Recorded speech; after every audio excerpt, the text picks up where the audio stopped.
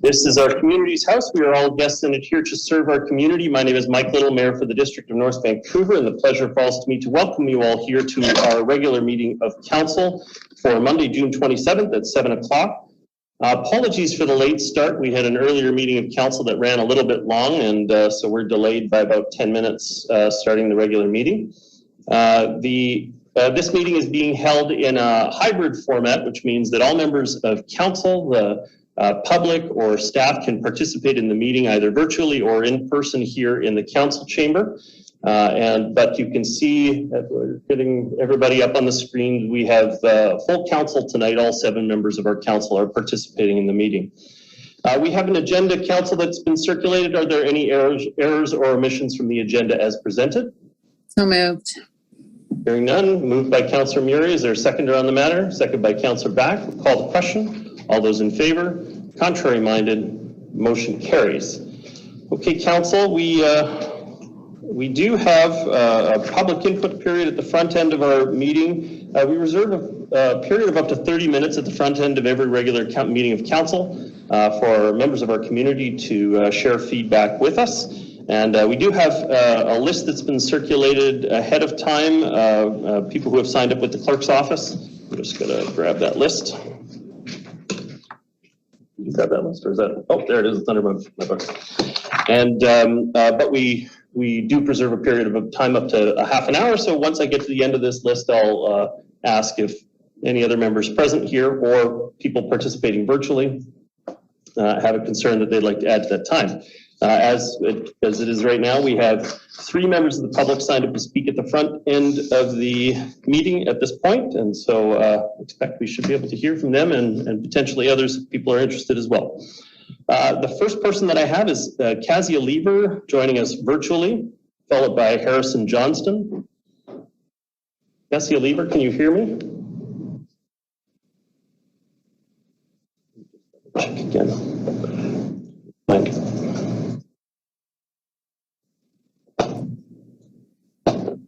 Hello, I would like to start by thanking your worship and members of Council for providing me the opportunity to speak at tonight's meeting. And I apologize for not showing my face, but I just finished doing some work in the garden and I'm not presentable at the moment. So I will continue blanked out. My comments. You have 3 minutes to address the Council. Okay. Welcome. Thank you. So my comments tonight specifically pertain to item 8.9 on the agenda called Local Food System Action. I have read Councillor Curran's report and I'm encouraged to know that my local government is recognizing that we are leaning into a food security crisis and we cannot afford to remain complacent. There are many factors affecting our access to food, both physical and financial. And some key points are that British Columbia gets about 70% of its produce from California. California is currently in the 3rd year of its current drought, which is cited by the state as the 2nd extreme drought in 10 years, leaving nearly 400,000 acres of agricultural land unplanted. BC's mainland southwest region contains just 5,200 farms and a population of 2.9 million people. That's just 1 farm for every 557 people. Diesel prices in BC have increased nearly 60% from the same time last year. And considering that the vast majority of product transport, including food, is done by diesel-fueled trucks, this is in turn increasing the cost of food exponentially. Our gross reliance on a global food system leaves communities like ours vulnerable to food shortages, as we've experienced during the pandemic. All of this means that more and more people are facing food insecurity, and that's not okay. The Greater Vancouver Food Bank is seeing as many as 900 new clients sign up every single month. Per the 2016 census, the population of North Vancouver is around 52,000 people occupying around 24,000 dwellings. Only about 15% of those homes have possible outdoor space where food can be grown for personal consumption. That means that 75% of the homes in North Vancouver do not have the option to do so, except by way of community gardening, which is not accessible or practical for many, if not most. As a community, we need to and can do more, but we can't without changes to bylaws and policy. We know that with existing technologies and techniques, food can be sustainably grown both outdoors and indoors with no negative impact to our community or its wildlife, no more than keeping chickens or pigeons, for example. Currently, the single largest obstacle faced by entrepreneurs like myself who wish to grow food for sale in a district is that our zoning bylaws prohibit me from doing so. If we amend our bylaws to allow for commercial agriculture on private properties in a district, we will not only create food security in our community by providing access to fresh and healthy food without being vulnerable to the faults and falters of a global food supply chain, but we will also create additional or primary income opportunities for families, thus supporting our local economy. I look forward to seeing imminent action to support the districts of North Vancouver's local food system initiative. And I thank you again for your time. Thank you very much for your comments. The next speaker I have is Harrison Johnston, I believe joining us virtually today. Harrison, can you hear me? Yes, I can. Can you hear me? Yes, I can. Welcome. You have 3 minutes to address the council. Perfect. Thank you. And I won't be too long because the previous speaker covered a lot of the points I was going to make. But yeah, thank you for having me, Mayor and Councillors. I'm also here tonight to speak to item 8.9 on the agenda, local food systems action. As we've seen over the past few years, that our global supply chains are becoming increasingly unpredictable. We've experienced disruptions due to the pandemic, wars, natural disasters, which are only expected to be increasing as due to the climate crisis. For the average Canadian, the price of food has gone up 9.7% over the past year, according to Statistics Canada, which has left more and more people food insecure. Locally, as the previous speaker mentioned, the Greater Vancouver Food Bank has reported an increase of 35% in demand over the past year and are having about 900 new clients every month experiencing food insecurity, and that's across the North Shore, Vancouver, Burnaby, and New West. So there is a significant amount of those people likely on the North Shore. We are in the middle of a food security crisis around the world and locally. And with both the climate crisis getting worse and increased corporate monopolies, that's only likely to get worse. So I believe that it's absolutely vital that local communities have a food system strategy and take steps to address food insecurity. And I encourage Council to support the local food systems action report tonight. Thank you. Thank you very much, Harrison Johnston. Next speaker I have is Peter Teven, joining us here in person. Welcome. Welcome, Your Worship. For the record, Peter Teven, 1900 block Indian River Crescent. Thank you, Your Worship and Council. I'll just give a quick comment on the food security issue and say, you know, when I consider food security, I consider it to be not just security or AKA reliability of supply, but also security, AKA safety of supply. So not only does food need to come to the people who need it reliably, but it needs to be secure and safe. In other words, inspected by the federal government food agency. So anyway, but I do want to talk rather about the nature of conflict of interest. And all of these comments are my opinion. They're my own thoughts, not representative of any organization, but I know a number of us in the community share these opinions.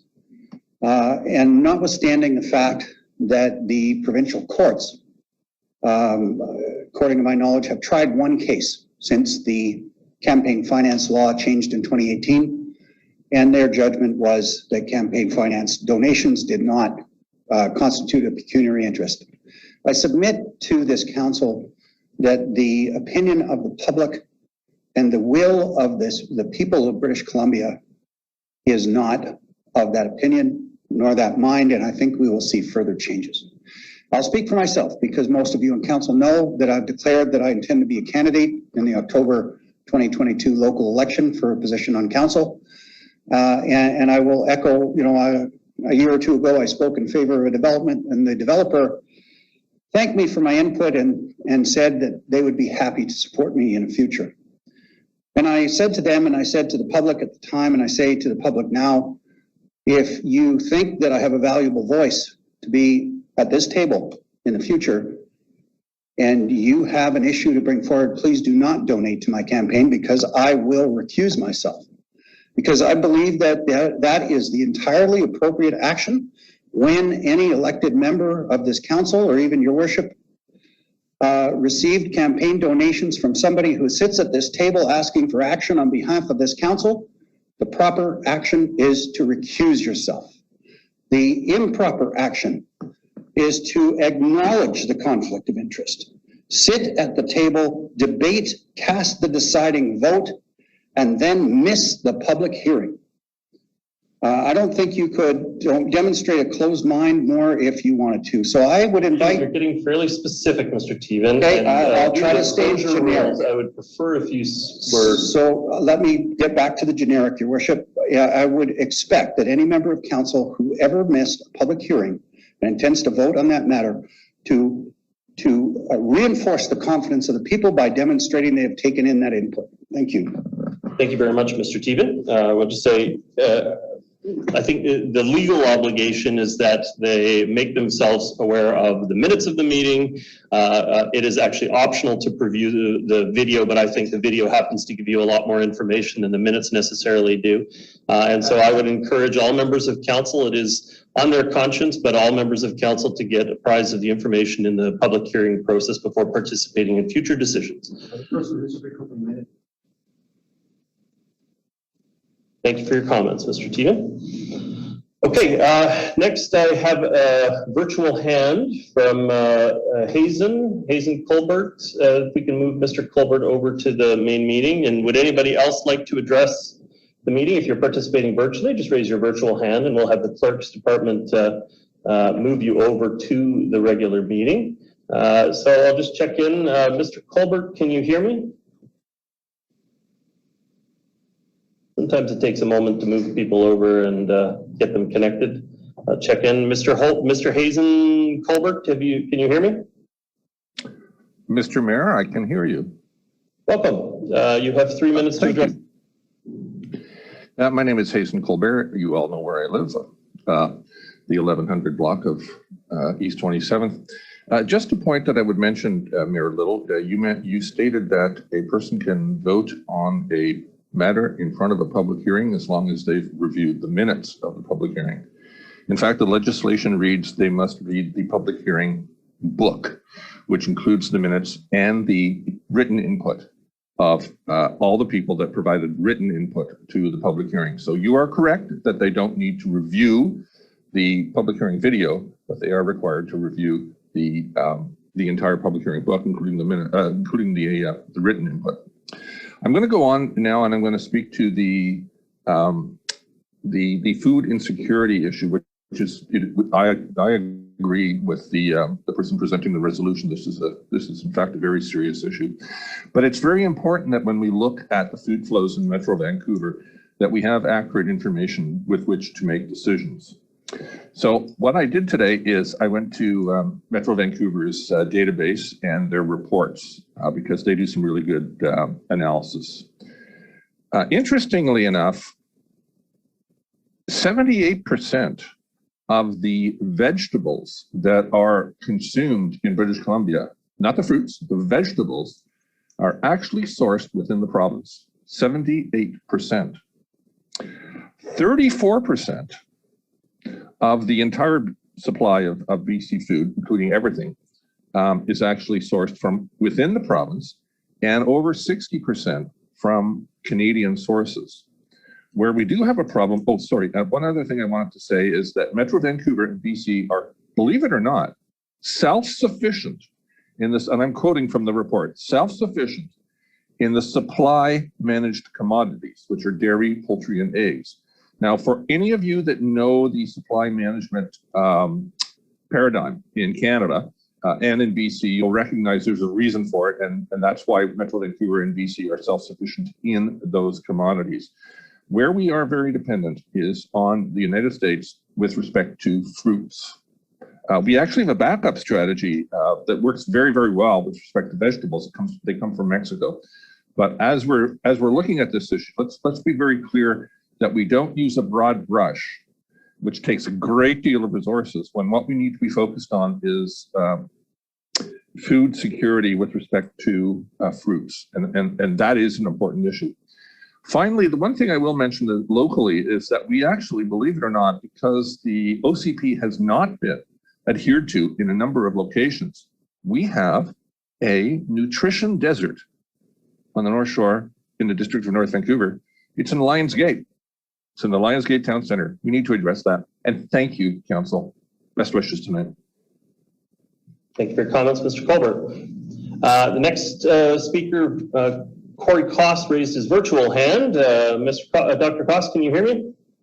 Yes, Your Worship, I can. I don't really want to speak at this time, but I just want to be assured that I will have an opportunity to speak when the agenda item 8.1 comes up. That's what I have. Yes, and I'll go over that at the time. The Local Government Act, or the Community Charter, specifically outlines how we have to consider our annual general meeting, our annual report.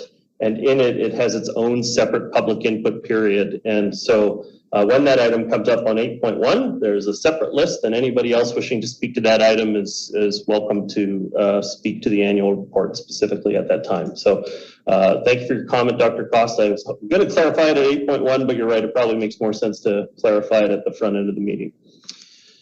Did you have any other comments, Dr. Costa? Just for 8.1 at that time? No, Your Worship.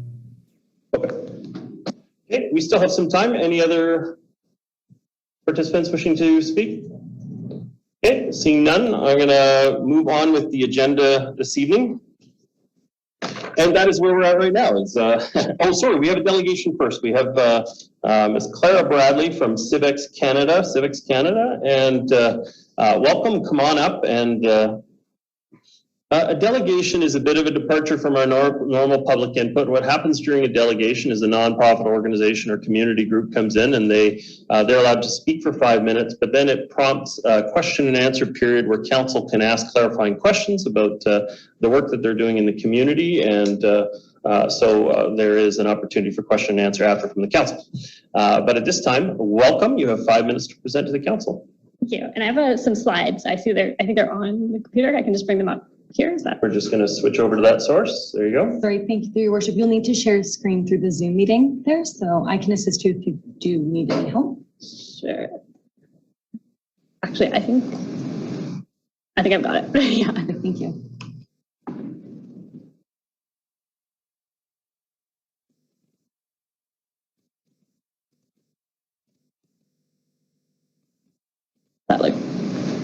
That's fantastic. Thank you. Perfect. All right. Hi. So thanks for having me here today. As mentioned, my name is Claire Bradley, and I'm joining you from CIVIX to speak about the Student Vote program. So CIVIX is a nonpartisan national charity dedicated to strengthening democracy through civic education among school-aged youth. So for 20 years, CIVIX has been working with teachers to create programming focused on learning about elections, government, elected representatives, and digital media literacy in the classroom. And we do this through programs such as Student Vote, Student Budget Consultation, Rep Day, and our Control F verification skills program. So our work really stems from a belief, as you see up on my screen here, that healthy and robust democracy demands an informed and committed citizenry that understands the value of our political system and how to act within it. So the Student Vote program is CIVIX's flagship program, and we've been running it since 2003. And what it is a parallel election for youth under the voting age that takes place in schools. So Student Vote uses the general election as a teachable moment, and students have the opportunity to learn about the process, to research the candidates that are running, and to cast a ballot themselves. So it's a free program, and it's offered at all levels of elections in most jurisdictions across Canada. And CIVIX, the organization, provides lesson plans, posters, online learning materials, and election materials so that they can hold the vote themselves in the classroom. And how we do that is we recruit teachers at interested schools, and then they act as a liaison with our organization and run the program in their school.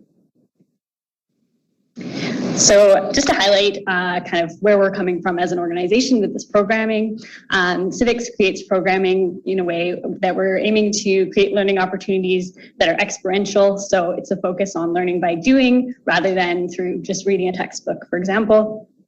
And we aim to be authentic. So in a parallel election instance, we're aiming to replicate the actual election process as closely as possible for the students.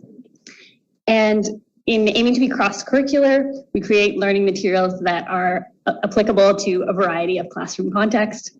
So the intent here is to ensure that they're relevant and really expand the scope of the learning to many applications.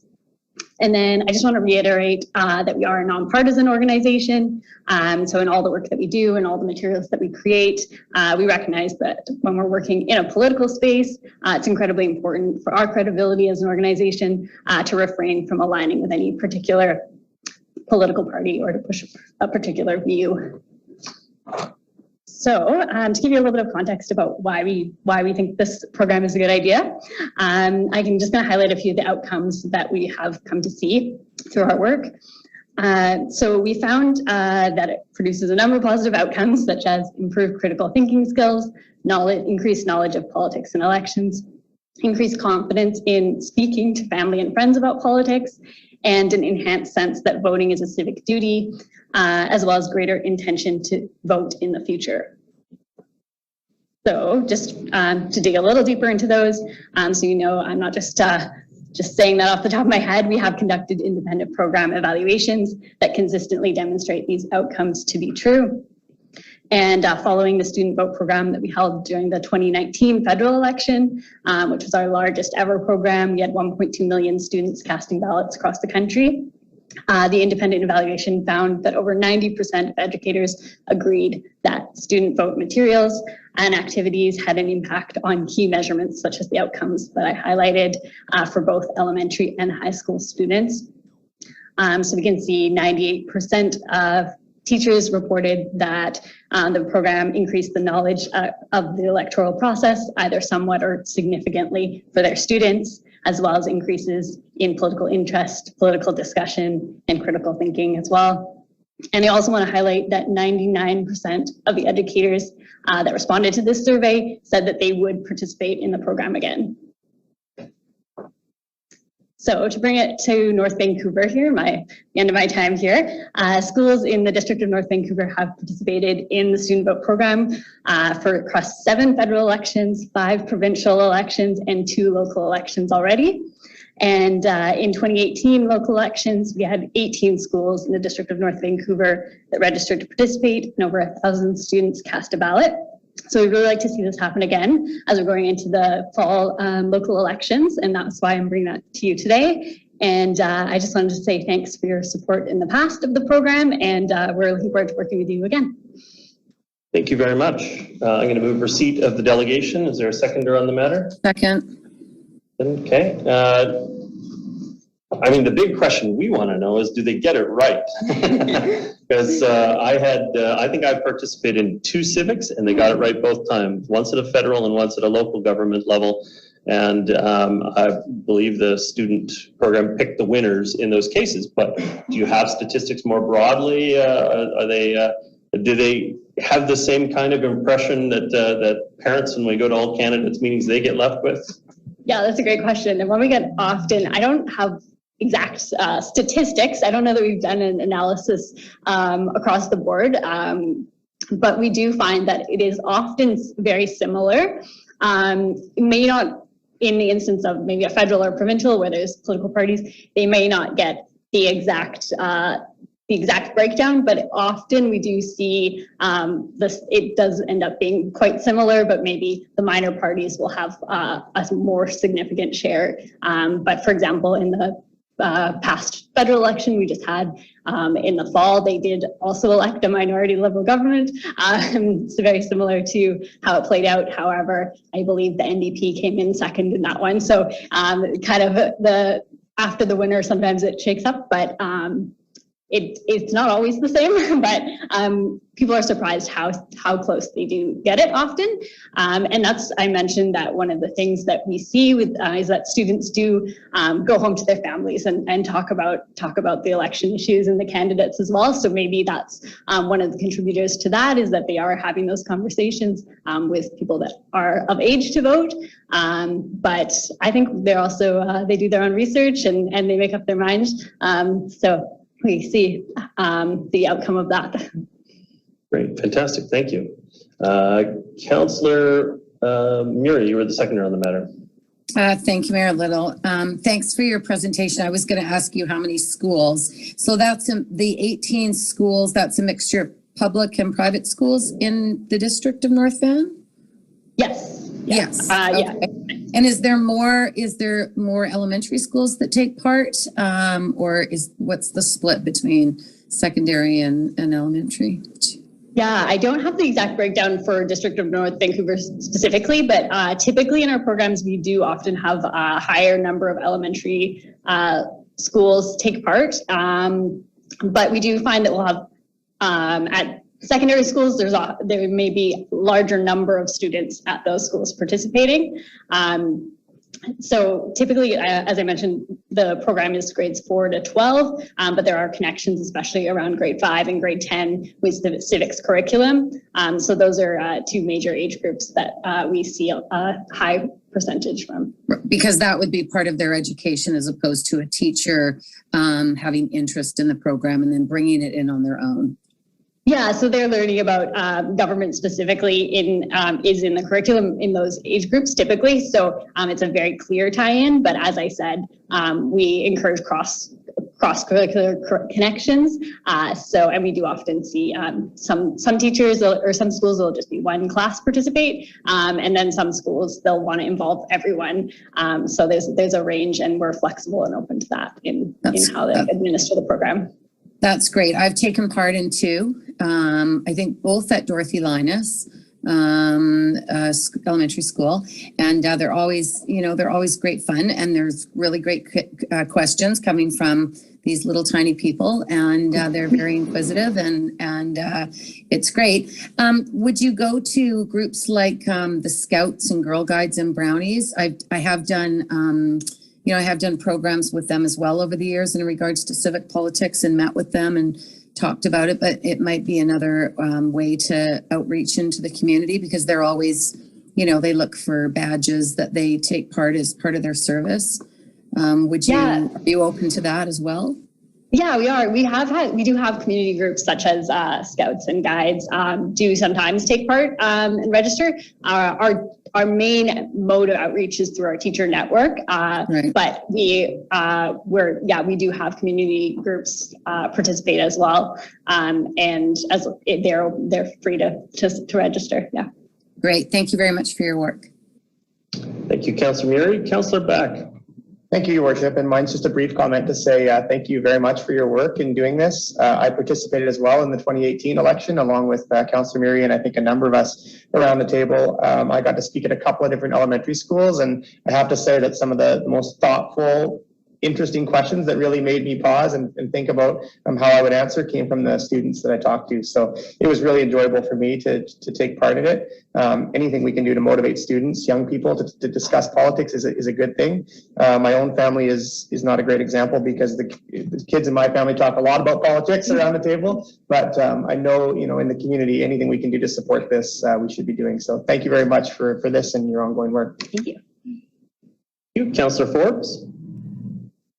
Thank you, Your Worship, and thank you for your presentation. I think anything we can do to get people involved when they're young and get involved in civics and policies and critical thinking about what they're hearing is really important. I know that when I went around and did my canvassing, a lot of people pay attention to the federal and the provincial, but they don't necessarily pay attention to the municipal. And I think, we're the front line for the public. So I think it's really important that they pay attention to the municipal. So I just want to thank you for this program. And I think it's great. And I think kids getting involved. And I just hope that their enthusiasm and their interest carries into their adulthood as well. But thank you very much for your service. Thank you. Thank you very much, Councillor Forbes. I see no further speakers from council. We've had the item moved and seconded for a seat, so I'm going to call the question. Sorry, Councillor Forbes. There we go. I'll call the question. There you go. I'll call the question on the motion. All those in favor, contrary minded, Motion is carried. Delegation is received. Thank you so much for your presentation today, this year. I wish you all the best of luck in getting students engaged in local government and civics. Thank you.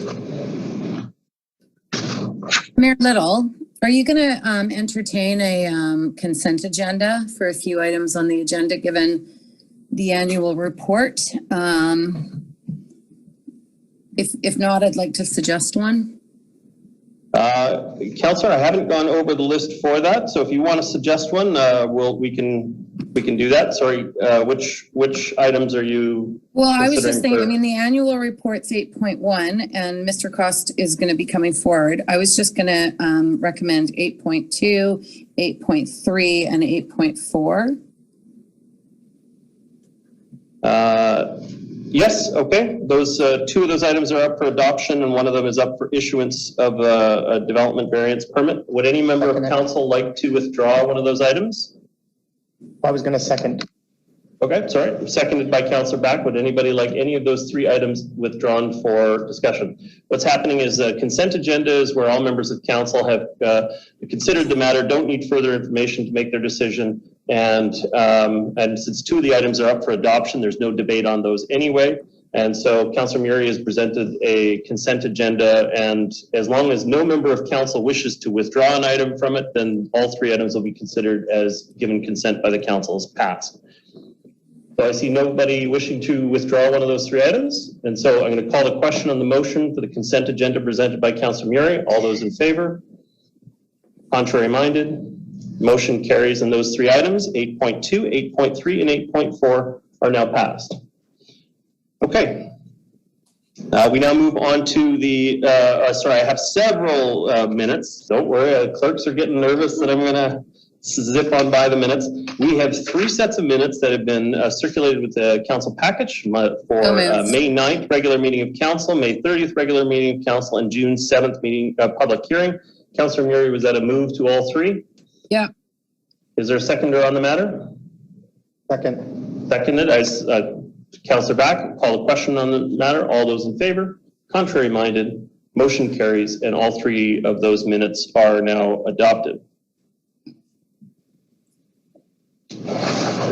Okay, moving on to the regular business. So we're now on to item 8.1. This is the annual report. And as I was going to say earlier, the annual report is a special item. It comes up one time a year. It refers to the report that is produced by the District of North Vancouver from the activities of the previous calendar year. So this one represents what happened in the District of North Van for 2021. It identifies our goals and priorities and what items we were successful on and which items are carried forward to future times. It also has some statutory reporting requirements that the provincial government tells us has to be a part of every annual report going forward. The other special feature of an annual report is that it has its own opportunity for public input. And after having been circulated in the community for 14 days, it comes to a meeting of council and there's an opportunity for public input, opportunity for members of the public to ask questions, share their thoughts on the items. And so what this generally looks like is members of council can come up for 5 minutes, and then they speak, and then if they wish to speak for additional time, we'll add them to the back of the queue and give them another opportunity to speak after that time. We'll do our best to answer questions that are posed in the meeting, but questions that are posed in the meeting that we don't have an answer to on the spot will be recorded in the minutes and will be shared with staff to follow up after the meeting.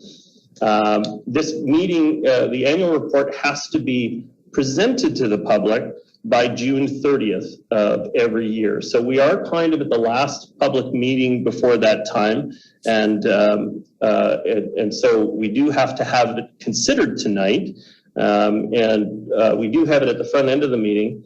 But again, we've met all of the conditions up until this point, which is that it was published, it was given 14 days opportunity for public to be able to review the matter, and now it's come forward for its public meeting where people have an opportunity to speak to the item. At this point, the only person who has indicated an interest to speak to the item, sorry, I have two. I have Dr. Corey Cost and Peter Teven have expressed an interest in speaking to the annual report tonight. And so I I don't know who was first on that. Let me just double check. Corey Koss was the first person who expressed an interest to speak. Dr. Koss, are you there? Welcome. You have 5 minutes for your first presentation on the annual report. Well, good evening, Your Worship and members of Council. I'd like to share the screen because although I have, maybe 40 pages of material, I'm certainly not going to discuss those in detail. It turns out it's broken up into 16 pages, which is basically a review of the provincial requirements for the annual report, and that's for reference purposes. And Part B, which are 15 pages to discuss the District of North Vancouver corporate plan. Why don't I just put these on screen so you can share the screen, I think. This is probably the one I want to share. So I hope you can see that. Yes, yes, I can see that. That's one of the reasons why I'm doing this from home rather than from the hall, because it's much easier for everyone in the public to see that. So as I said, in 3 parts, but it's really only the last part, C, some 13 pages of questions and maybe even comments on various issues relating to the annual. So I won't necessarily skip the material. For example, if the public wishes to snapshot this, some of my notes might be useful to see on the screen. So I'll spend 1 or 2 seconds going through what I call Part A. Except I'll pause here for the details on the annual report meeting, which describes what the objective really is and how the interaction should take place. And as the mayor mentioned, that the meeting must occur at least 14 days after, but the meeting must also occur before the June 30th date. I'm not sure if it's before or on. That's not clear, but clearly the 27th is definitely before June the 30th. So again, I will spend no more than 2 seconds going through this Part A of the presentation, which contains a valuable collection that I've spent some time skimming from the BC websites, BC government websites. So I think that completes the first part. And then we come to an equally important part, because that's usually discussed quite heavily in the annual report. That is the corporate plan itself.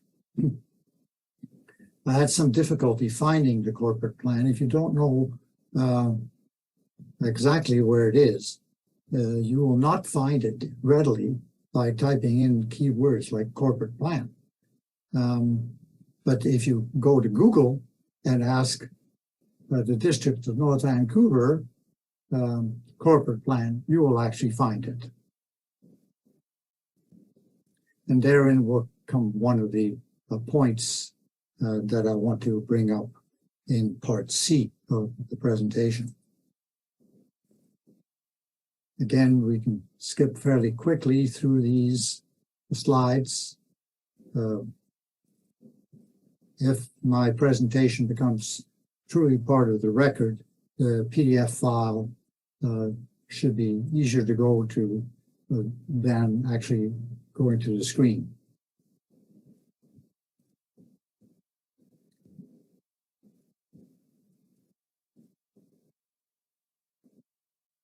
So now we come to the remarks. And first thing I want to note, and possibly fix from now on, is that the agenda item before the council should mention that there's a public opportunity to make comments. And I've surveyed just the last 10 years or so where they occur and where they have been dropped. So you'll see not the year, but the annual report year, because the year of the actual discussion is 1 year later, like we're discussing in 2022 to 2021 report. And you see that although 2020, there was nice notification on that, it was dropped again in this particular notification for this meeting. So now we'll go on to the actual topics to be discussed. So I'm just gonna, Dr. Koss, we're just over 5 minutes now, so we're gonna pause there and Great. Thank you very much. Next speaker I have is Peter Teven. I think I want to stop share screen. Thank you. Yes, stopped.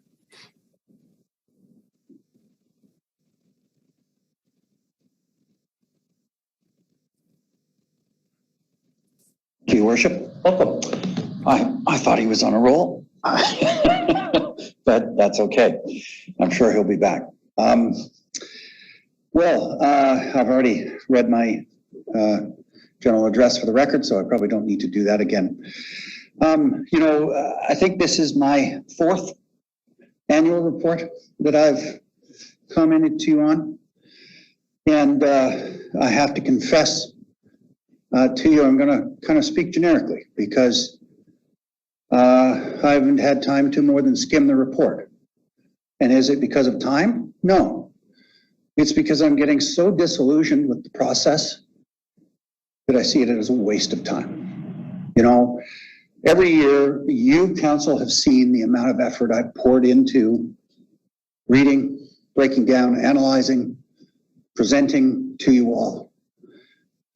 This year, and I've seen it go through the last few years where, some of the recurring themes that I've commented to you all about.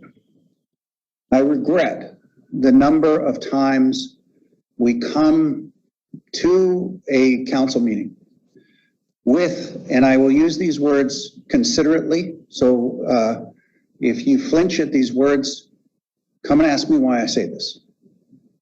A constructed situation of urgency. It didn't need to be urgent, but it is made urgent, where it is presented at first, second, and third reading all at once, and it needs to be passed right now because we only have until June 30th to pass this. This report could have been tabled to the public much earlier. It could have been handled non-urgently. Every year I pour my heart into reading and analyzing the report and giving you feedback and input. And to be frank, most of it is ignored. You read the educated documents on what an annual general meeting is supposed to be about. And quite frankly, I look to things like an annual stockholders meeting. I look at things like a strata council meeting or in my case, I go to a church congregational meeting where they say, here is the state of our organization. Here's our plans going forwards. Here's the results from last year. And to be frank, I would expect those meetings to be led by none other than the CAO and the mayor. I would like to hear from those two individuals each year on the state of our district.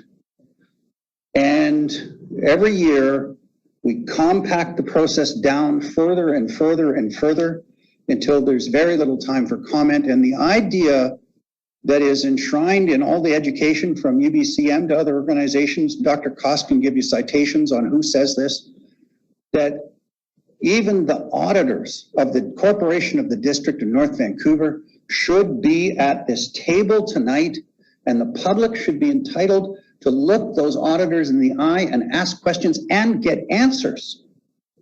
How can that possibly happen in this format? I'm getting disillusioned. Every year, this process degenerates more and more. I can't even see, is Mr. Daniluk even here? Normally, he meets with people and gives a presentation on the financials and the annual report. And that reporting comes hand in hand with the SOFI filing. So why should I invest my time? Is anybody listening? I submit to you, Council, that what this has become is the annual general report, and I will soften it slightly by saying, it seems to me, okay, please prove me wrong, but it seems to me that the presentation of the annual general report to the public and the ratification by Council is nothing more than a checkbox on a form that needs to be checked every year. I don't know, and I don't have confidence that anybody's truly listening. Every year since its inception, I've spoken to you about my concerns about the tax growth reserve fund. Every year, I'm promised that there will be clarity and transparency, and we will see the ins and the outs and the balances of the fund. Is it in the report? I don't know. I was so depressed I didn't read it. I may go back, but I'm losing the will because I don't feel this process is proper. I think it has been corrupted, and I mean corrupted meaning it's gotten away from its purpose. Thank you. Very much.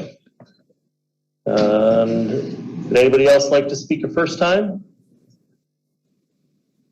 Okay, welcome. Your worship, is it just? Yes, it is. Okay. Would anybody else like to speak to the annual report? Okay, Dr. Koss, I believe you indicated you had an additional presentation. Yes, Your Worship. I hope you can see and hear me.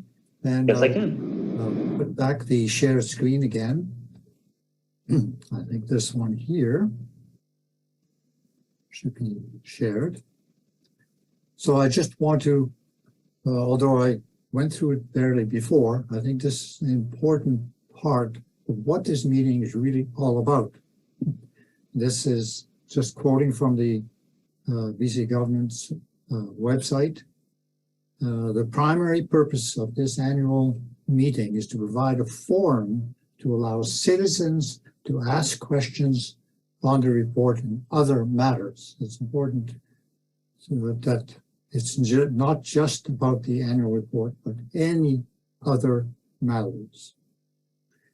So we'll go back down again to the section I want to continue on. That we dropped, which we'll start with the first item, the development cost charges, the DCC charges. As far as I know, the last time that they were updated, and I provide a link there, they were updated 4 years ago. And so I noticed that the related cost charges, which have increased, the real costs have increased significantly during the past 4 years, have resulted literally in millions of dollars of lost revenue from developments that have come forward in the last 4 years, which were, in fact, supposed to pay their own way. But I don't believe they have, especially since you haven't even done the rudimentary task of updating those charges to correspond to rising costs. So I'm looking for a response of why it is that we don't update even yearly. And you might have to be forced to do that because of the changing economy and the upcoming wave of cost increases that we're seeing. And it's not just in food. So Can I just pause you there? Response to this. Can I just pause you there, Dr. Costa? I'm just going to seek if there's a quick response from staff on it. I know that our general target is percentage-based, which tends to, as the costs change on projects, that the amount the municipality is generally seeking moves with the valuations over time. But is Mr. Milburn on the call? Can you speak to the issue of DCC calculations? Mr. Milburn, there you go. Mr. Danielek is in the is in the speaker's queue tonight may be able to speak to the calculation. I don't think it's just the calculation, it's on consideration of when we change and update the calculations. Is that you or Mr. Daniluk? Mr. Daniluk, I believe. Okay. Mr. Daniluk, are you available? Yes, I am, Your Worship. We are actively reviewing the development cost charges, and there are a few components when the review is completed. One, we look at the remaining growth to include in the calculation. Two, we review all of the development-related projects in the community, and especially in the centers.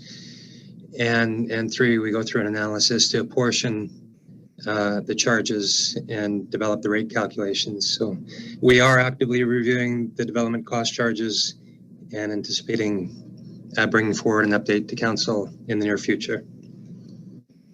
Okay. Thank you. Back to you, Dr. Cost.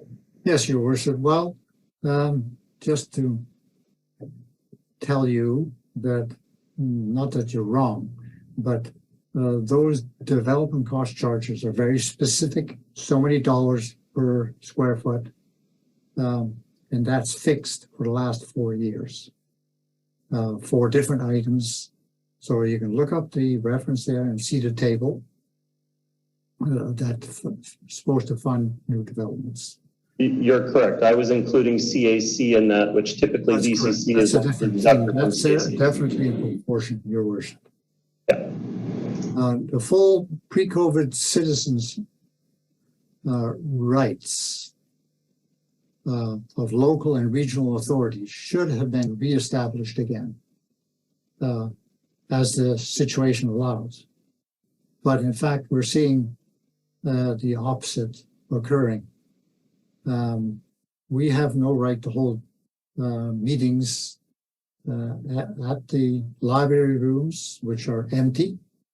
We have no rights to book rooms at various recreational facilities, as we have in the past.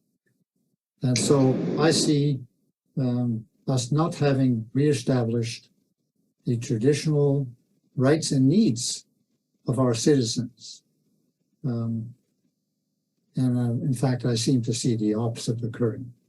More bureaucracy, the requirement to have, for example, multi-million-dollar insurance for a community group to meet at a place is an onerous requirement and unnecessary, in my opinion. And I know Your Worship has dealt with that issue in the past in a positive way for the community, and I'm hoping that will continue. However, the dangers are always there, and it would be nice to have it as a policy that survives from 1 year to the next. I don't know what response I'm expecting, other than I hope you agree with me that this situation exists and your council will work on this. Yeah, I think we can speak on behalf of the council on that we want barrier-free access to our public spaces wherever we reasonably can. But do we have a response from staff about access to either district hall or rec facilities for the purposes of hosting community association meetings? I know in some cases there are real costs associated with them. If it's done at a time when we don't have a guard in place, as an example for district hall, then there is a surcharge to make sure that we have some coverage for the facility. But I'm not seeing a member of staff coming forward. Mr. Stewart, are you on the call?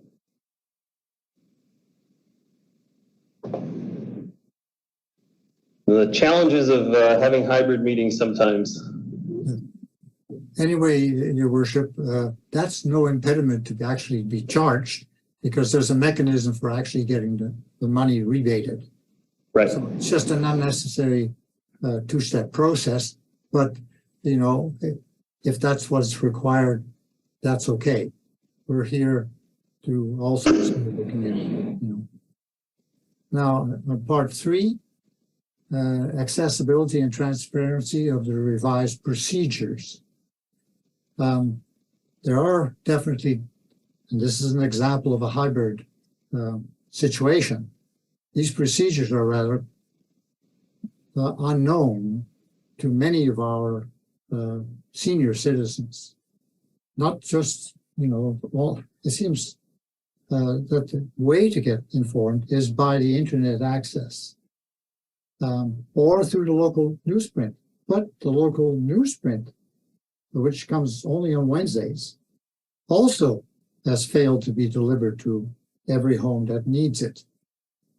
So I'm just pointing out a need to have a different response on how to inform all of our citizens about what's happening so that they can contribute democratically.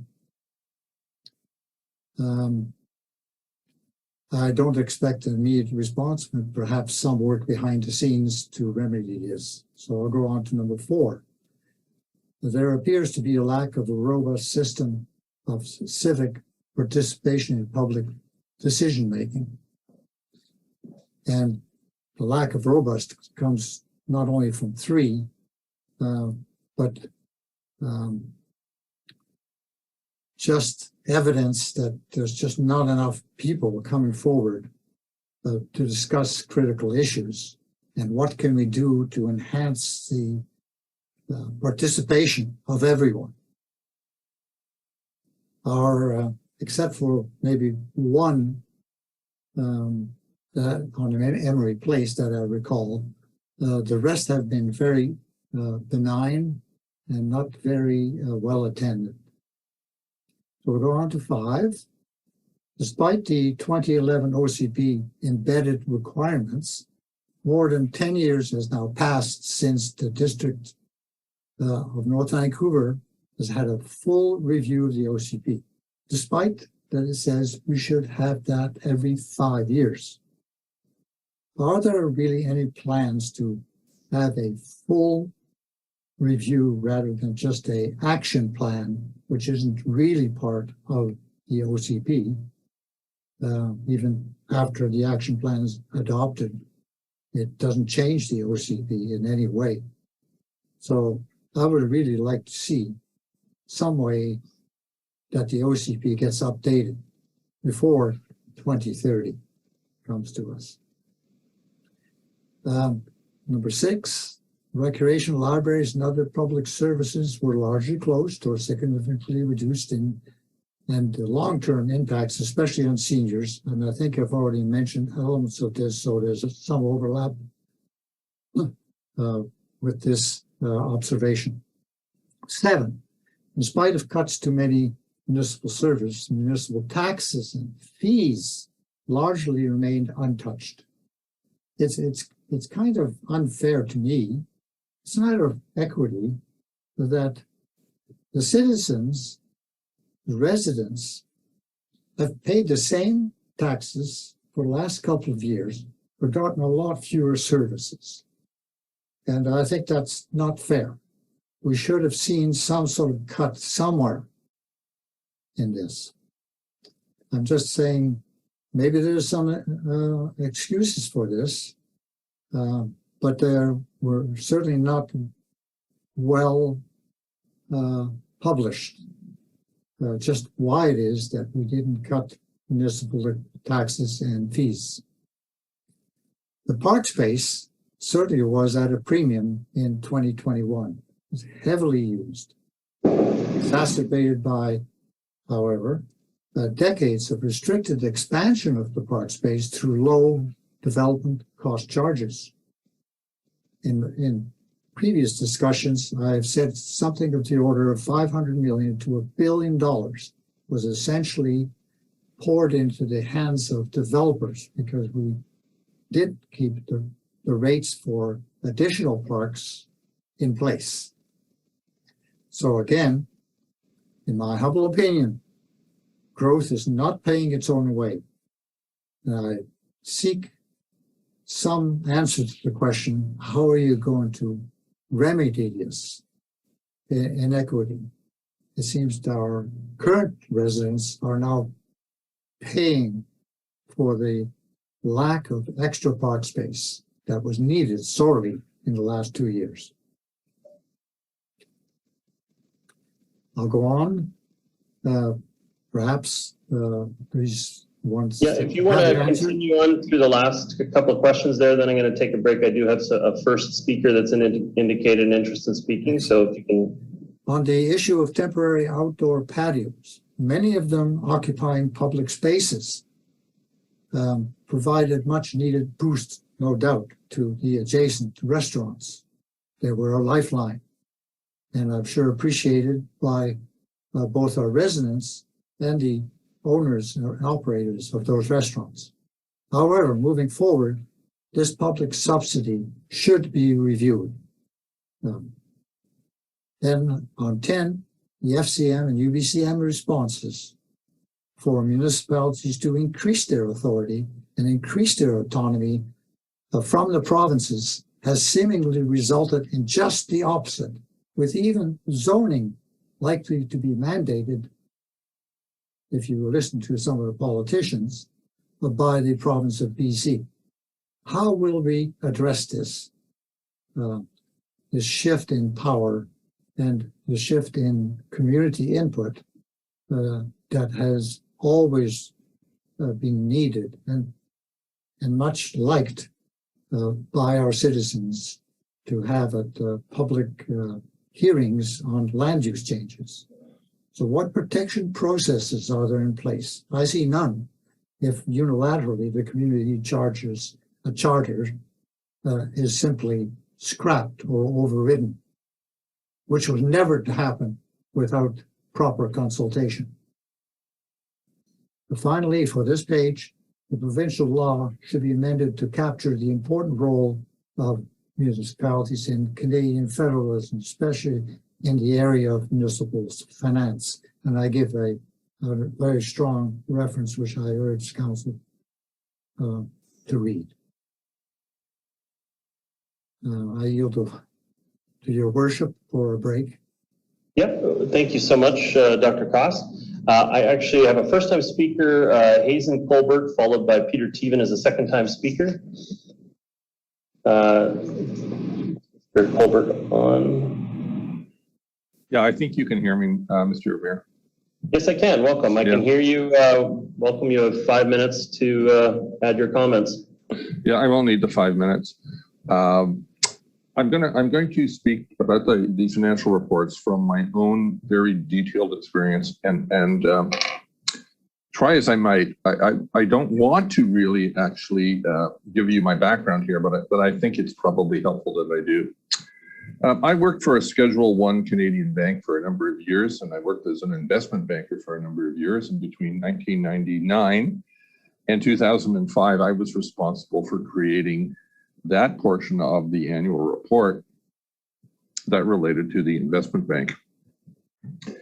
I say that only to say that I don't know whether I did a good job or a bad job, but in 2005, after working on this for some years, somebody decided I should go to Mexico and continue to work there. And then I came here in 2009 to the District of North Vancouver. What I say is that Mr. Teven and Mr. Dr. Koss's comments are absolutely accurate. I could not concur with them more. What I'd like to add is that also, based on my experience doing annual reports, actually completing them, as in that experience, and then adding to that the fact that I graduated from the, in 2015, the University of Victoria's Public Administration program. These concerns that Dr. Koss and Mr. Teven are raising are systemic across the province of BC. Annual reports by municipalities in this province are woefully inaccurate. And I'm just going to give you one example of why I say that. Before anybody moves, at least before I moved to the District of North Vancouver, what I did, that's back in 2009, what I did is I reviewed the annual report from 2008 because I moved here in August of 2009. So the annual report of 2008 was available. I reviewed it. I reviewed the meeting, the council minutes meetings going back several months, because what was important to me was that when I moved to the location that I tend to live in 2009, I wanted to be able to live in a quiet residential community where I would be assured of peace and quiet and the privacy of seclusion. I had spent a long time in my life working under great stress and a lot of challenges, and I wanted to spend the rest of my life in quiet. So I reviewed all the documents, every document, and I moved to Lynn Valley in 2009, arriving in August the 26th of 2009.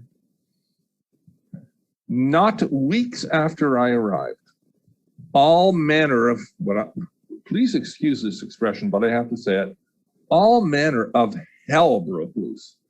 There was an OCP that arrived. We were supposed to embrace density and development. All manner of things took place. And I sat there saying, why did I, as the potential resident of the District of North Vancouver, who did a massive amount of research before I moved here, not see any of this in any of the documents? And so as I look at the annual report tonight, that's the same question I asked. If I was going to move here, if I was going to invest here, I look at this annual report, I say, yeah, everything looks fine. But as Peter and Corey have said, it's not fine. There's a lot of problems, very serious problems. The waste treatment plant is an albatross that we are all going to be paying for the rest of our lives. Why is that not properly explained? So that people that might be moving here or companies that might be investing here are aware that their tax projections in 2022 will be woefully inadequate. That's where I find a fault, but Mr. Mayor and Council, you're not alone. You're not alone. The rest of the municipalities are even worse than you are. And that's why we have an investment problem in the Lower Mainland. Companies aren't coming here because they're afraid of what's going to show up in the annual report next year. Thank you, Council, for listening to me. Thank you, Hazen Colbert. Next, a second time speaker, I have Peter Teven here in person. Thank you, Your Worship. I just want to make a request and a note. Given the weather going on here, staff and council all have these nice bottles of water. I would ask on behalf of the public, Mrs. Bond just left because she's got a headache. She's worried about her hydration level. Perhaps water could be offered to the public here. The water at the end of the table is available. There's usually cups. Are there? Yeah, there's no cups. Okay, well, you can find some cups. So I'm sure. that would be a blessing. I just want to append my earlier comments when I say that I'm, losing my resolve about feeding back on the annual report. I want to contextualize that a bit. I would almost say, it takes a lot of passion, emotion, and effort to be involved as a volunteer member of the public. A lot of commitment as well. And when you feel like you're kind of butting your head against the wall repeatedly over a long period of time, it's like it takes your heart away. And that's kind of the feeling that I wanted to convey is your level of disappointment is very profound. It's like taking your heart away. I don't mean more than that. Like, I'm not trying to be critical. I'm just saying it's really hard to maintain your passion when you feel like it's a wasted effort.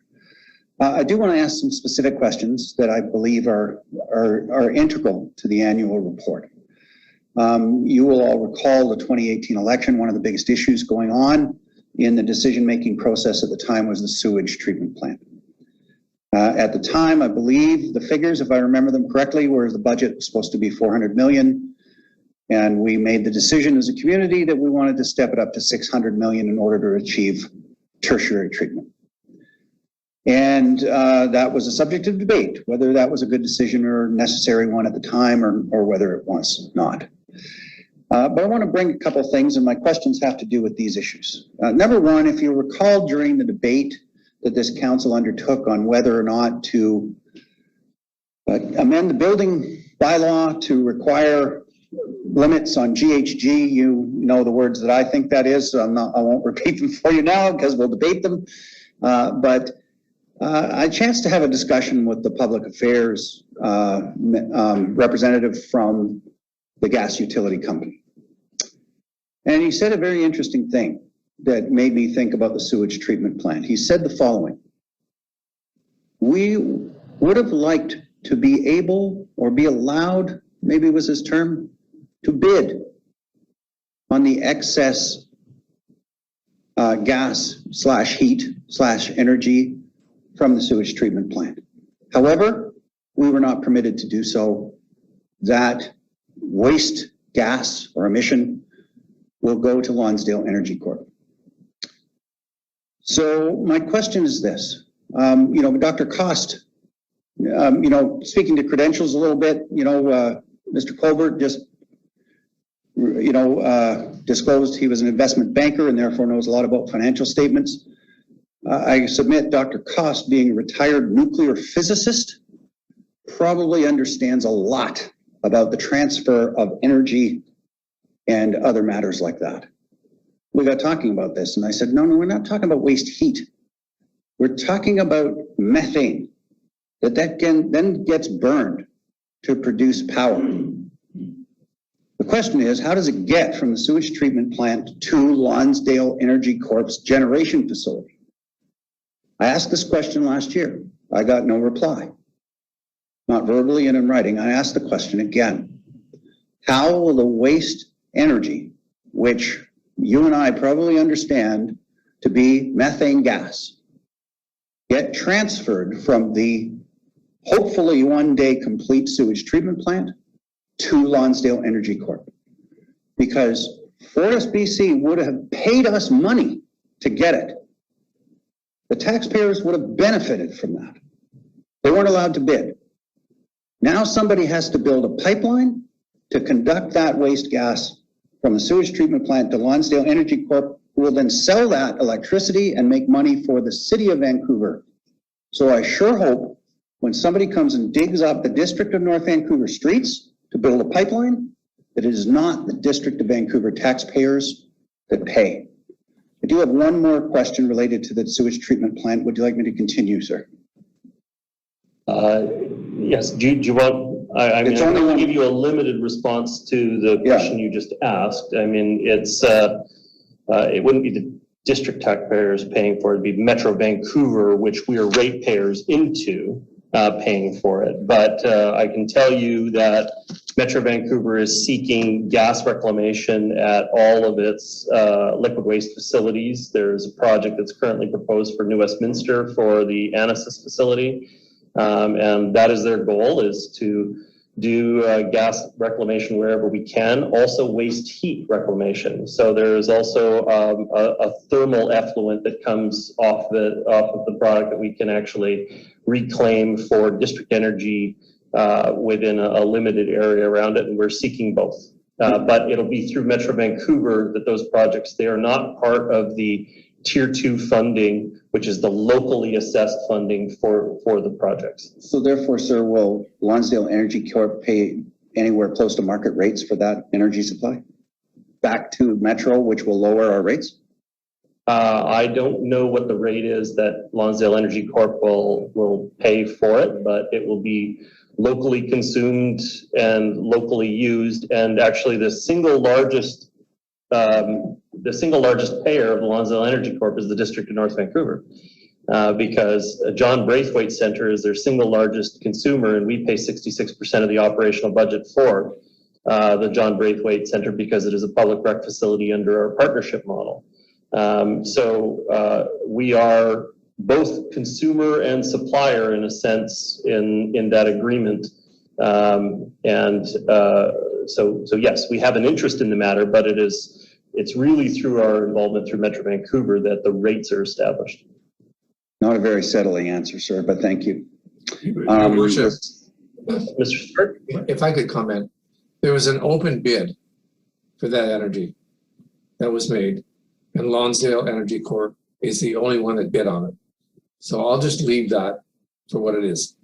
Mr. T-Van can conjecture all he wants about how interested the private sector might be in that. The fact of the matter is only Lonsdale Corp bid on that, and they have yet to receive any of the benefits of that for a variety of reasons. So we need to stop some of this open comments about things that people may not understand the background for or what has occurred.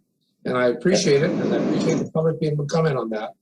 But in this particular case, there was an open bid, and Lonsdale Energy Corp was the only company to bid on that, and they have yet to receive the benefits of that. And I'm not going to comment on their financial statements for that concern.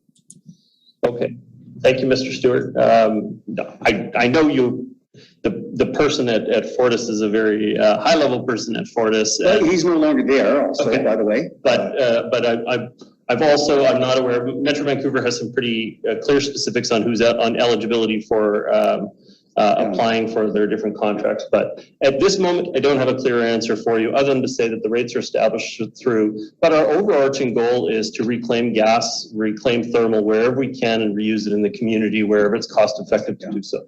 At the risk of engaging in a debate between the public and the CAO, I believe I made clear what I was basing my question on, and that it therefore, unless that was a lie, that is not conjecture.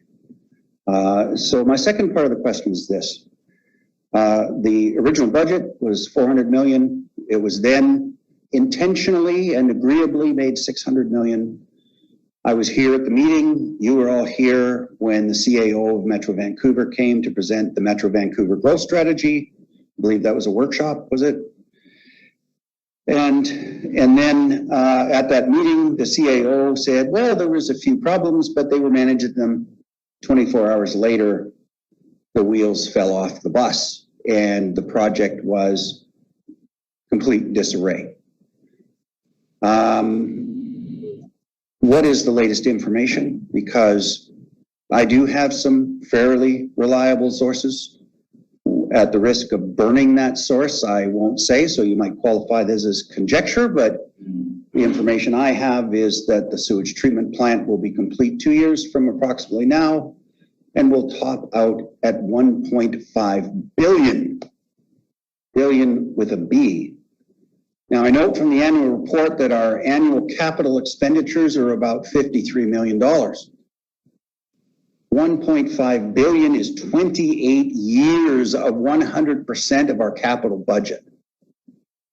We make great pains every year in our financial budgeting process to explain how the district has a contingency fund to smooth the costs of Metro's out of control and exponentially growing utility rates. I would like to know, would that contingency fund ever have a hope of paying our share of the $900 million overrun that is currently forecast? It's staggering. It's staggering that it's not in our annual general report. If you want to talk about a risk factor, like Mr. Colbert is an investment banker. My job, what I used to do, you know, these financial statements, I used to prepare them for auto dealerships where they had concurrent lines for 6 different departments that all had to cross-tabulate and were automated. And I used to be the guy that not only calculated the budgets for those for 6 companies, but I also made sure the program had them automatically calculating all those financial statements as well. So you determine whether I know anything about finances. Okay, but I used to have to make them balance. And what to me is normal at an annual general meeting and a budgeting process is talk about what factors could happen that present risk to this budget. The sewage treatment plant scares me, Council, and I don't see mention of it in the annual report. That's what's taking my heart away. Thank you. Thank you for your comments. Mr. Stewart, do you have something to add? To be blunt, that's just scaremongering. And it's politicking, and Mr. Stewart, I don't think that is aiding us in the course of the meeting. Well, you know what? It's unfortunate that members of the public, as we enter into an election, want to raise all these issues. They're being managed. They're being managed well. There's trillions of dollars of investment that are happening between TransLink and the region, and they're being managed. We are not happy with what's happening with the sewage treatment plant, but to raise the specter that the District of Vancouver taxpayers will be bankrupted by these investments is just not fair and not appropriate, especially in the context of an annual report. I'm sorry, I take real exceptions for people coming in on an annual report and raising all of their political issues. I'm sorry, I just have to state that. I've done that before and I'll do it again. Thank you, Mr. Stewart. We'll just say members of the public are free to comment on what they choose to bring forward, both in our public input periods and in public opportunities. I don't know that it is in the best interest of the municipality to be cross-examining commentary from the public in those. I don't know that that's necessarily public. I do try to use discretion from time to time to redirect when I think that it's important for different elements of the message to be acknowledged, but it is not a cross-examination of the public's comments. What I will say, I think Mr. Teven has raised some fears that are probably shared by quite a number of people, which is that there's no question that that project is escalating in costs. I will clarify, though, that when you were in the indicative design stage of the project, it was guesstimates at about $400 million. When it came to the final design projects for it, when the 3P was issued, then it was at about the $600 million range. Then it went up to the $800 million range as they found geotechnical challenges with it. But we do not have, I think the most recent public figures were about $1 billion, and there has not been an update for quite some time. What I can say as a member of the Liquid Waste Committee for Metro Vancouver is that we are expecting updated numbers in Q3 of this year. And obviously the court challenge will have to proceed concurrently, as well as we've had to end our relationship with the original contractor in that project. But it is a concern for a great number of people in our community. The next speaker that I have is I believe Corey Cost. Corey Cost, can you hear me? Yes, Your Worship. I'll start my video up and continue where I left off. I'll share the screen again. I hope you can see it adequately. Is that the appropriate size for the people at home to be able to see, Your Worship? I think so, yes. Yeah, I can see it clearly, at least here. Okay, that's good. Well, as you know by now, after dealing with community issues for almost 30 or maybe more years, I have no political ambitions. So trust me on that aspect. A penny did drop here, though, in a very interesting discussion, because, and I'll set the background, it's important. I spent a 1-year sabbatical in a nice Swiss town at another cyclotron in 1980 to gather some more experience on those kind of machines, and then come back to Canada. But that village there had a nuclear power plant across the river from the accelerator facility, and they heated their homes of that village from the waste heat of the nuclear power plant. And it's with that knowledge and how that worked that I talked to the engineers about similar transfer of waste heat.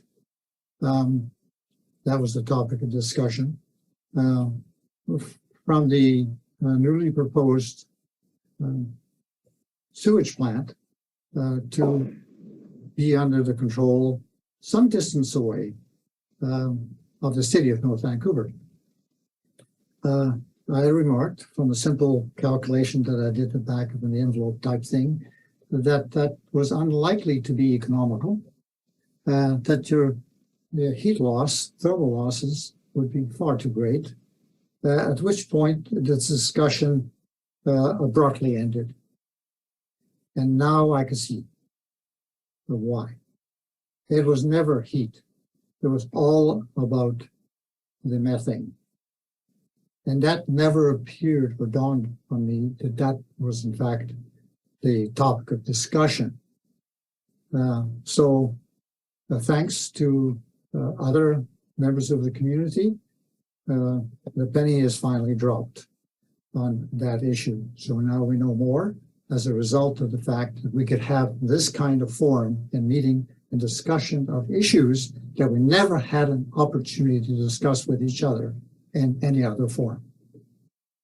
So now I'll continue on point number 12. During approximately June the 25th to July the 1st, some 619 people died in the 2021 heat dome. The tidbits on this issue are discussed on page 73 and 100 of the annual report, but they need to be enhanced. To just say, let's jump on the heat pump project, and I gave a reference there, it's just not enough. I don't think we're doing enough to deal with a future heat dome. There's nothing in there to indicate that we're going to deal with it. That's the wonderful thing about having a digital copy of a report. You can very quickly do keyword searches for whatever you like and realize very quickly how it lacks certain topics that need to be in the annual report, but aren't there. So 13, as the District of North Vancouver applied for the UBCM-sponsored Extreme Heat Risk Mapping, Assessment and Planning 2022 program. There is a link here to some of the details, but the simple question was, have we applied for this program? Can I just check in with staff? Is a member of staff available to answer that question? Seems like a quick answer if we've applied to it or not. Carolyn Jackson? Yes, Your Worship, I can confirm that we have applied for that program. Thank you. Thank you very much. Okay, that's what I wanted to know. That's this way the public will know as well. Number 14, a lack of the usual public events, together with possible resurgence of COVID during the October upcoming election, does not bode well for our democracy. As you know, if places are shut down, or voting places may even be shut down if there's a severe one. Fortunately, we were able to broach this whole COVID period from the election that took place almost 4 years ago. But now we have the possibility of having COVID or something else. So are there plans to address this threat to our democracy? What do we do if we can't go out and vote and stand in line amongst many others? What are the contingency plans? Has this subject been discussed by staff? So there's the question. Obviously I don't expect an answer, but I would like to make sure that you are not aware that we should be prepared. Yes, we have a COVID response group within the staff group that have looked at many scenarios for potential resurgence of COVID or pandemic restrictions going into the fall. We did, well, not we, but the province of BC successfully conducted a provincial election during the COVID period. And the federal government had an election in, I guess that would have been 2019, just before. But the provincial government did. I imagine we would be taking much of our cues from them for how to conduct it in a safe way in our public spaces. But Genevieve Lance is here. She can respond as well. Thank you. Yes, through your worship. We also did conduct a school trustee by-election last year, which was in accordance with the COVID safety plans. And I will add that mail ballot voting has been expanded to all eligible electors within the municipality. So that's another option rather than attending a polling location. In the past, you had to jump through a lot of hoops to be able to get a mail-in ballot. We've tried to make it much more accessible for the next election as well. Excellent. Shall I go on to 15 then? Please. What are our revised long-term funding models to protect the vital municipal services in the future pandemic as proposed by the FCM? And I give a link there of the various long-term funding models that they have looked at. I don't expect an answer. 16, where can one find the summary of all government grants received by the District of North Vancouver in 2021? I know there were grants, but where are they, individual or cumulative? Can I ask? Somewhere in the report of these government grants that we have received. And that includes things like COVID recovery plans and so on, the grants. I ask Mr. Daniluk, is there a consolidated place in any of our reporting that covers all of the grants that the municipality has received? Your worship, there currently isn't a published version, but we can provide a list of the grants that we were successful on last year. I think that would be quite nice. Thank you. 17, could staff council explain how the Metro Vancouver Regional Industrial Land Strategy, the Metro 2050 Regional Growth Strategy, and the Regional Transportation Plan Update of Transport 2050 will, and it made a statement, it will influence the future of Maplewood Village. That's on page 75 of the annual report. And I would like some explanation of that rather bare statement. In what way will all of these strategies and plans influence the future of Maplewood Village? Mr. Milburn? Thank you, Worship, members of council. The plans referred to by Mr. Cost are regional in nature, and they provide general guidance that are one of the areas that we look at when reviewing developments, for example, in the area. Council will recall receiving a presentation on the industrial land strategy of Metro Vancouver, and it called for a series of different activities, including protecting and preserving industrial lands, as well as reviewing zoning bylaws across the across the metro region to create some harmonious standards that could be applied around Metro. So these are just a couple of examples of things that we look at when analyzing development proposals in the area. The Metro 2050 in particular also includes various designation mapping that will then need to be, if approved, then to be updated with a regional context statement. Specific link between Metro 2050 and the regional context of all member municipalities. Those are just a couple examples. I could elaborate further, but I would be happy to speak to Mr. Cost at his convenience. Thank you. Thank you. Okay, we'll go on to the next set then. Could an update specifically on the status of the Stewart plant be provided and how it relates to the upcoming taxes? So obviously, there's an expression, great minds think alike. Unfortunately, there's a counter to that, which says fools seldom differ. Note that little to none has been reported in 2021 annual report.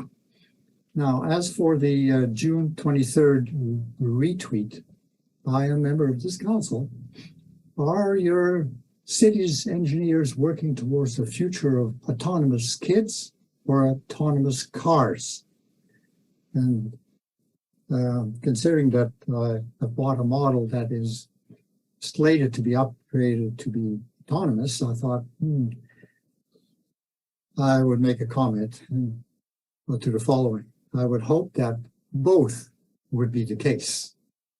However, perhaps fostering autonomous kids may be the more difficult part. So, why don't we head up to some things which are purely symbolic? I've looked at the organizational structure diagram of different municipalities, and this one here is one from Abbotsford. And you notice what's at the top. It's the public. And I refer you to page 15 of the District of North Vancouver map for what's at the top there. Next place I went to was Souk. And there at the top, they have the community. And below that, the usual structure. And I say, yes, but it's just a little thing. But sometimes the little things do matter. It's symbolic. Now, more specifically, I've tracked all of my tax bills from the district since 1975 to 2022, and have them in a nice database I can refer to and produce any of these wonderful maps, only one of which I will show to you here, which shows my water bill rising in blue, while if it were just inflation, it would have been red. There's a real big disconnect in those prices. And I wondered why it is that our costs are so expensive. When I look at, let's say, the Middle East and how much they pay for their water, albeit it's probably highly subsidized, but they use modern desalination plants. And I would guess that if we simply stopped collecting all this fresh water and just let it go, get rid of our dams, do everything else, we could probably desalinate our water and come up with cheaper cost to produce water of an unending supply. We need a lot of electricity, but that's just a minor cost. Water is much more precious. And you know that there's a small dams that were installed by BC Hydro, which have proven that the water that pours through those turbines is actually more costly than the electricity it was producing.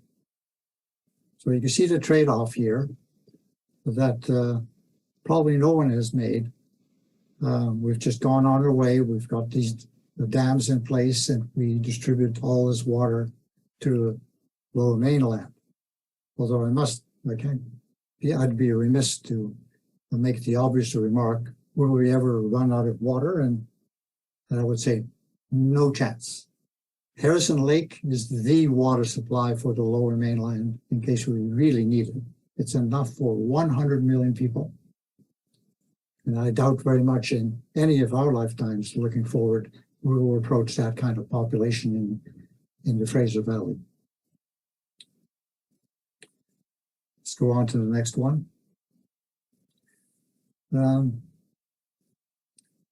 There's a rating of BC municipalities down in Langford, which was voted. I guess they might very well have loaded the statistics a bit. They gathered some 20 parameters, and they voted themselves number one as the most resilient city in British Columbia and the best place for finding jobs and working there. And it should be noted, I scanned the data for all the other municipalities that they had listed. There were quite extensive lists in that reference.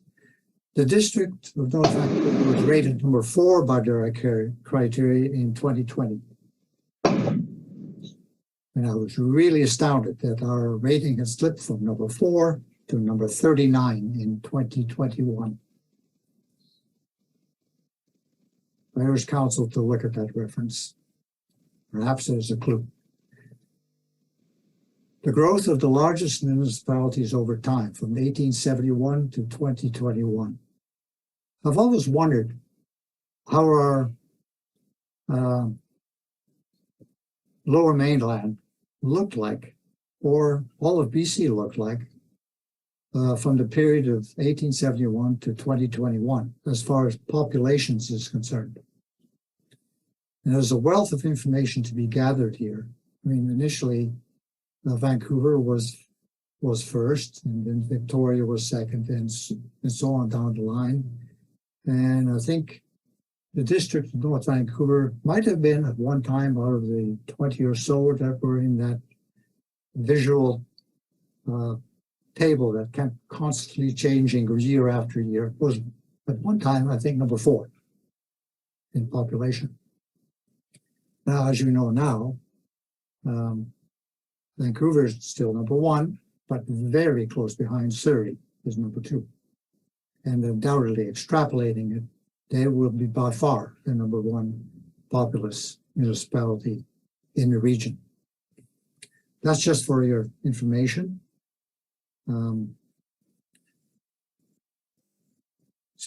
Now we get to a real local issue, our bylaws and the peaceful enjoyment of our property. And I'm speaking here on an item which has given heartaches to some of our residents. The failure to remedy noise and vibration from external sources experienced inside of their homes by some of the residents in Upper Capilano, and the failure to address a 4-year hardship imposed upon a resident and other residents nearby relating to a noise and light emanating from a neighbor. They are just 2 glaring examples where the municipal bylaws have failed. We need proper bylaw enforcement, or we need to change the bylaw so that people can find relief. Everyone should be able to live in peace in their property. So please read the BC Ombudsman report on that to see some specifics. I might, if I have time, look at that, an extract from the BC Ombudsperson report on such issues, but at least read page 10 to 11 if I should not get to it. And the role of this council is clearly spelled out in the Ombudsman report on page 15 to 16. I would hope there would be some response to that later, because it's too much. You don't know the details by now. So, Dr. Koss, can I just pause you for a moment? Another 10-minute time period has elapsed. I'm inclined to go and ask around if there's other speakers wishing to speak. But I am just curious, how much more time do you need? How many points are there in total, or? 36. We're about 2/3 of the way through your presentation? Yes. Okay. Can I just check in with other, you're okay if I just have Dr. Koss continue on? Okay. I'm just checking in with Hazen Colbert. I think you raised your hand virtually a second time. Are you okay if I continue on with Dr. Koss until he's completed his presentation?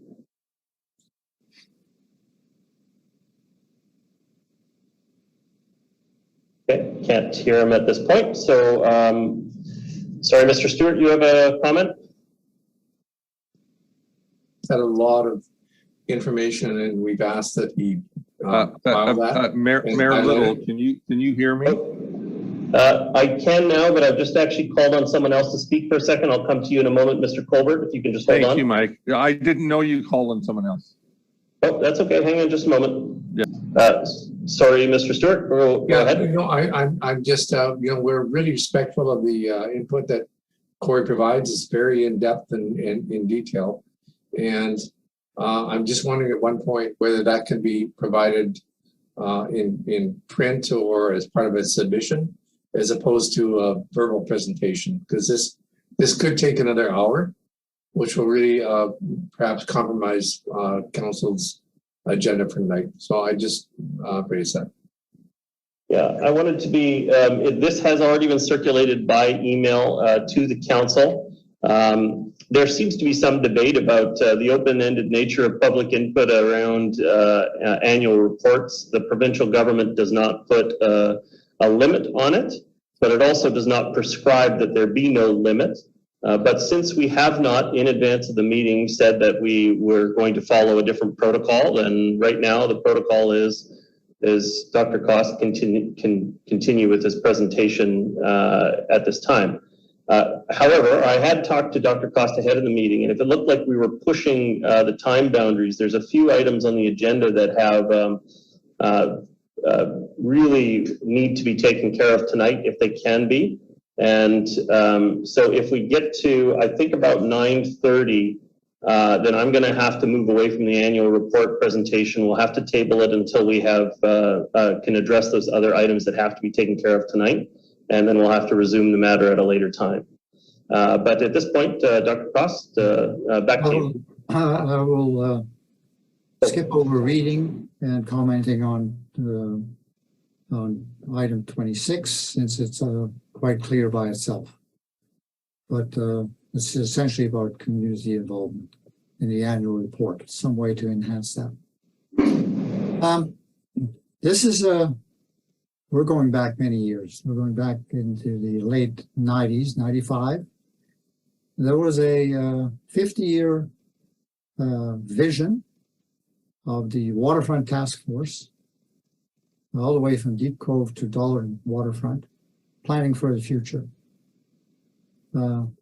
And so I say here, there's a long-standing issue in Deep Cove waterfront access and encroachments that have yet to be dealt with. Those are important land issues. We're leasing them to people who are for their own enjoyment, when in fact we're compromising access to a waterfront, which is in the public domain. It's interesting on this matter to read an affidavit by Susan Rogers, which I've given a link here. By some miracle, I managed to find this affidavit where she discusses many of these issues. I urge council to look at that, and perhaps, if not in this term, with anyone that may serve on the next term, perhaps you can pursue this vision that took place many years ago. Now, section on asset sustainability indicators, page 118, is again appreciated. We had it last year and we have it this year. However, I have the same sort of comments, if I didn't make them before. They might be valuable. There's no cost estimate attached to each group of these. One could be $1 million, one could be $10 million. That doesn't give any idea of the urgency of tackling or priorities that these items should have. And how much it would be required to move from one category to another. How much money does it take? What's the resistance factor? That there's $42.8 million in ongoing funds to maintain the good rating only amounts to about 1.7% then yearly of the $2.5 billion assets that we have. And that's not very comforting. The reference and integration with the asset category and the useful life, which is on another page, they should be together. well, they can't be together. One is actually in the consolidated financial statements, but you could have extracted that table and put the two side by side. Then overall, however, the described item does seem to be reasonably transparent. And I have no more comments on this other than you should note them, the two, and where your money is going to go in the future. The operating surplus ratio on page 119 is shown for the years 2017 to 2021. What also needs to be shown is the accumulative surplus. Yes, we maintain a bandwidth from 0 to 5, let's say, units of accumulated surplus in those periods of every year.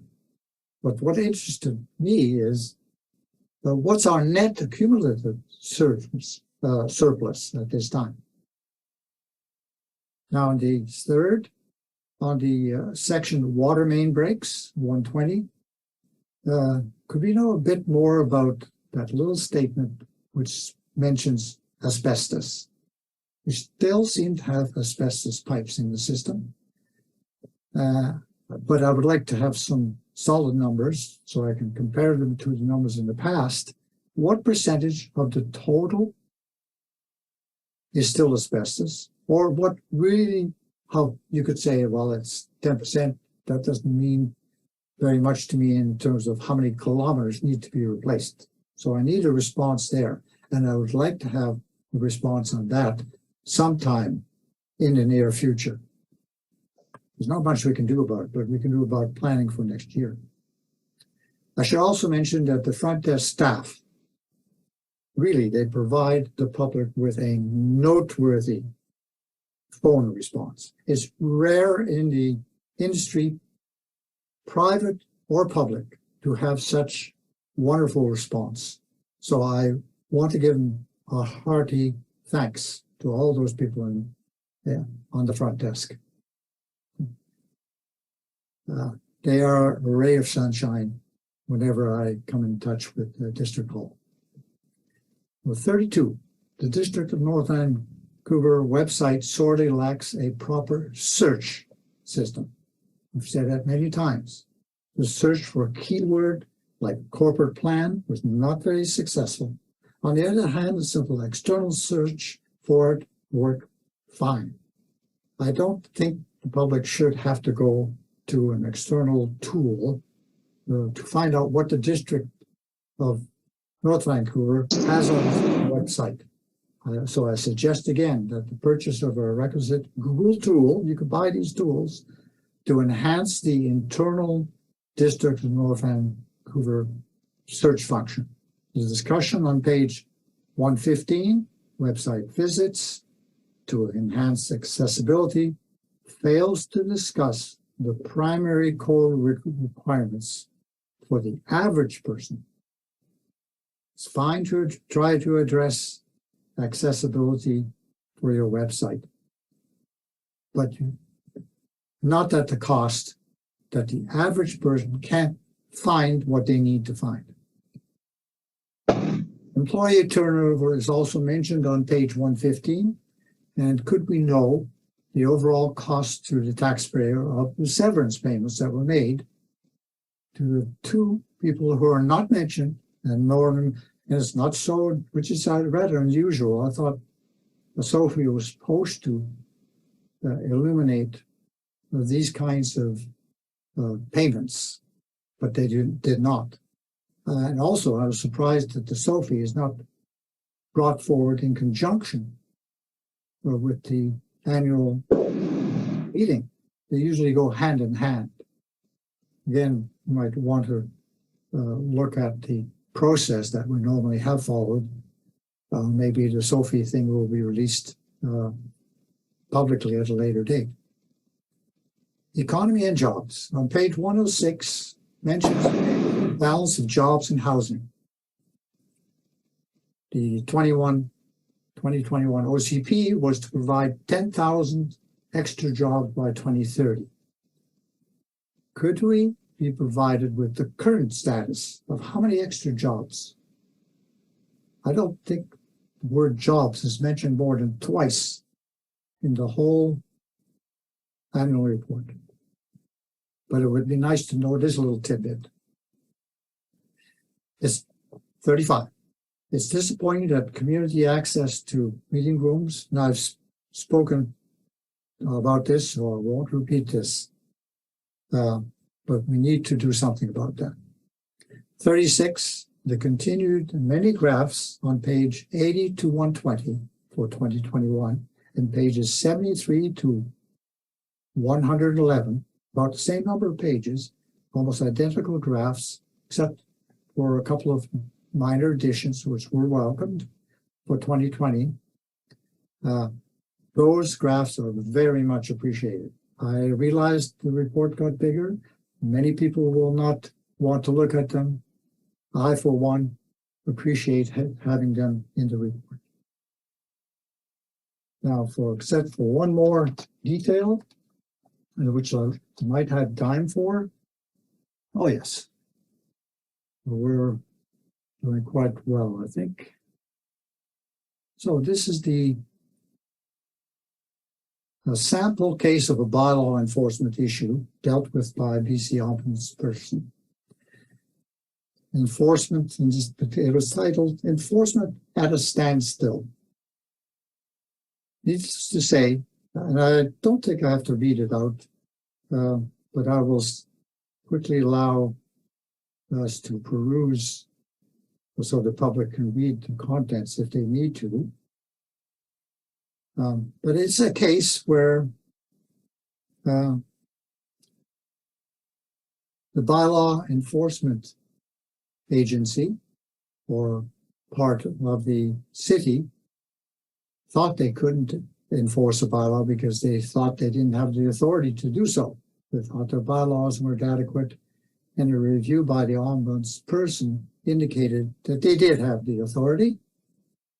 And so that statement, the city staff has been uncertain whether the city's existing air quality protection bylaw was enforceable. And the response was, yes, it was enforceable. So some recommendations to that particular city, which I will keep anonymous, and probably they did in the report as well, agreed this is the process that should be followed. And it's always best to have, if you have a bylaw infraction, get your neighbors in on the act. I don't think we ever advised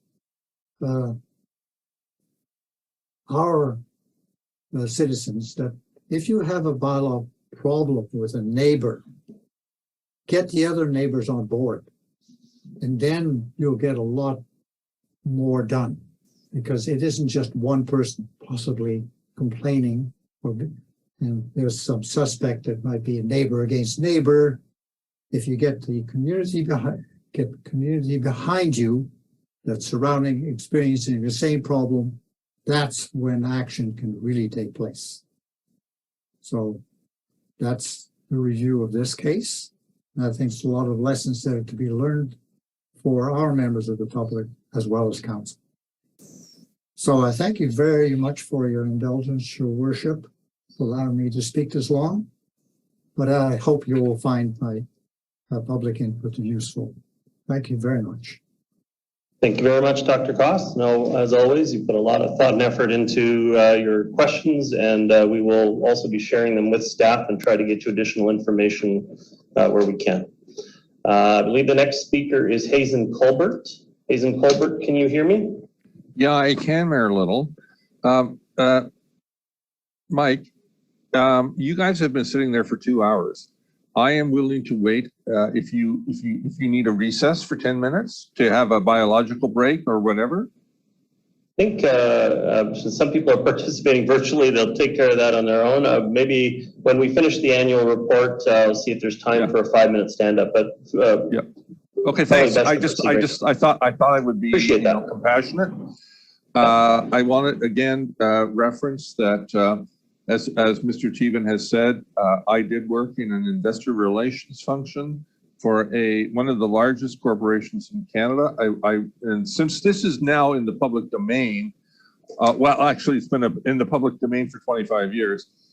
we had to deal with which was the media referred to him as a gadfly, and his name, and some of you, actually, Mike, you probably will recognize this name because he was a federal gadfly.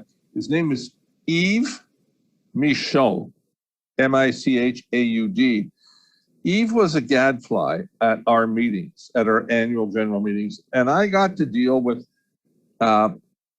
trying to address the questions that he proposed, and not just proposed, he actually put them through the formal process in which they had to be addressed at the annual general meeting. And I got to tell you, nothing in my life, parallels that experience. So the questions that have been asked by our good Dr. Corey Cost and our good counselor in waiting, Mr. Peter Teban, they parallel Mr. Michaud's questions, but they're not even remotely as demanding. And so what I have to say is, during those annual general meetings, all of the people that were involved had to act in a very responsible and show great decorum to Mr. Michaud and to any others. And so I now say, I'm shocked, and I take great risk at saying this, because the person I'm about to mention is the decision maker with respect to a notice of civil claim against me. Okay, I am shocked that your CAO, Mr. Stewart, wearing his pajamas and showing up and insulting Mr. Colbert. With respect, Mr. Mayor, I am referring to, with respect, Mr. Mayor, I'm referring to my experience. I am not remotely defaming or making any negative comments about someone. I'm referring to solely my experience, okay? We're just here to get the benefit of your comments on the annual plan at this point. Yeah. And I'm not wearing my pajamas. Oh. Oh, I can't. Okay, so first of all, David, I can't tell because I only have this like tiny little screen. So but my point is this. Yeah. My point is this, Mayor Little and Council. There is absolutely no reason for a member of staff to say anything that is remotely derogatory about any person, please, Mike. It's just not necessary. I addressed it though, Mr. Colbert. I know, and I get it. I get it. So all I'm saying is, look, there's some really serious issues. And by the way, now I'm going to actually support Mr. Stewart. Okay, there are some really serious issues with respect to that waste treatment plant.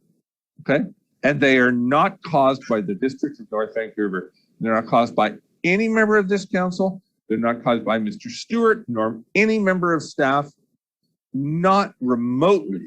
And yet we're probably going to take them on the chin. And you know why I know, and you know why I already know this? Because I have already talked to a mayoralty candidate from the District of West Vancouver who is going to say, hey, all these problems, yeah, Mr. Stewart, you're looking at me, all these problems lie in the District of North Vancouver.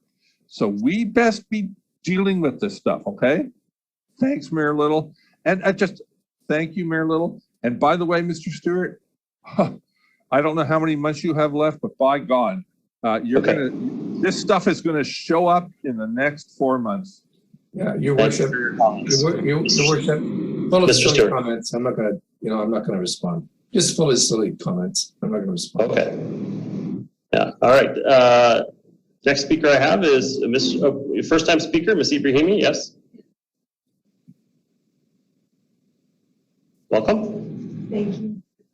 and council. I actually wasn't going to speak tonight, but I felt so inspired after everything I'm hearing and the consistency that exists within. There's a consensus going on. I can hear it. Everybody can hear it. And I think it's time we listen, because I don't believe that these frustrated forms of communication happened overnight. I believe that there was a platform, a plethora of opportunity where councillors and mayor were sitting before us and could have proactively been involved instead of reactively been involved.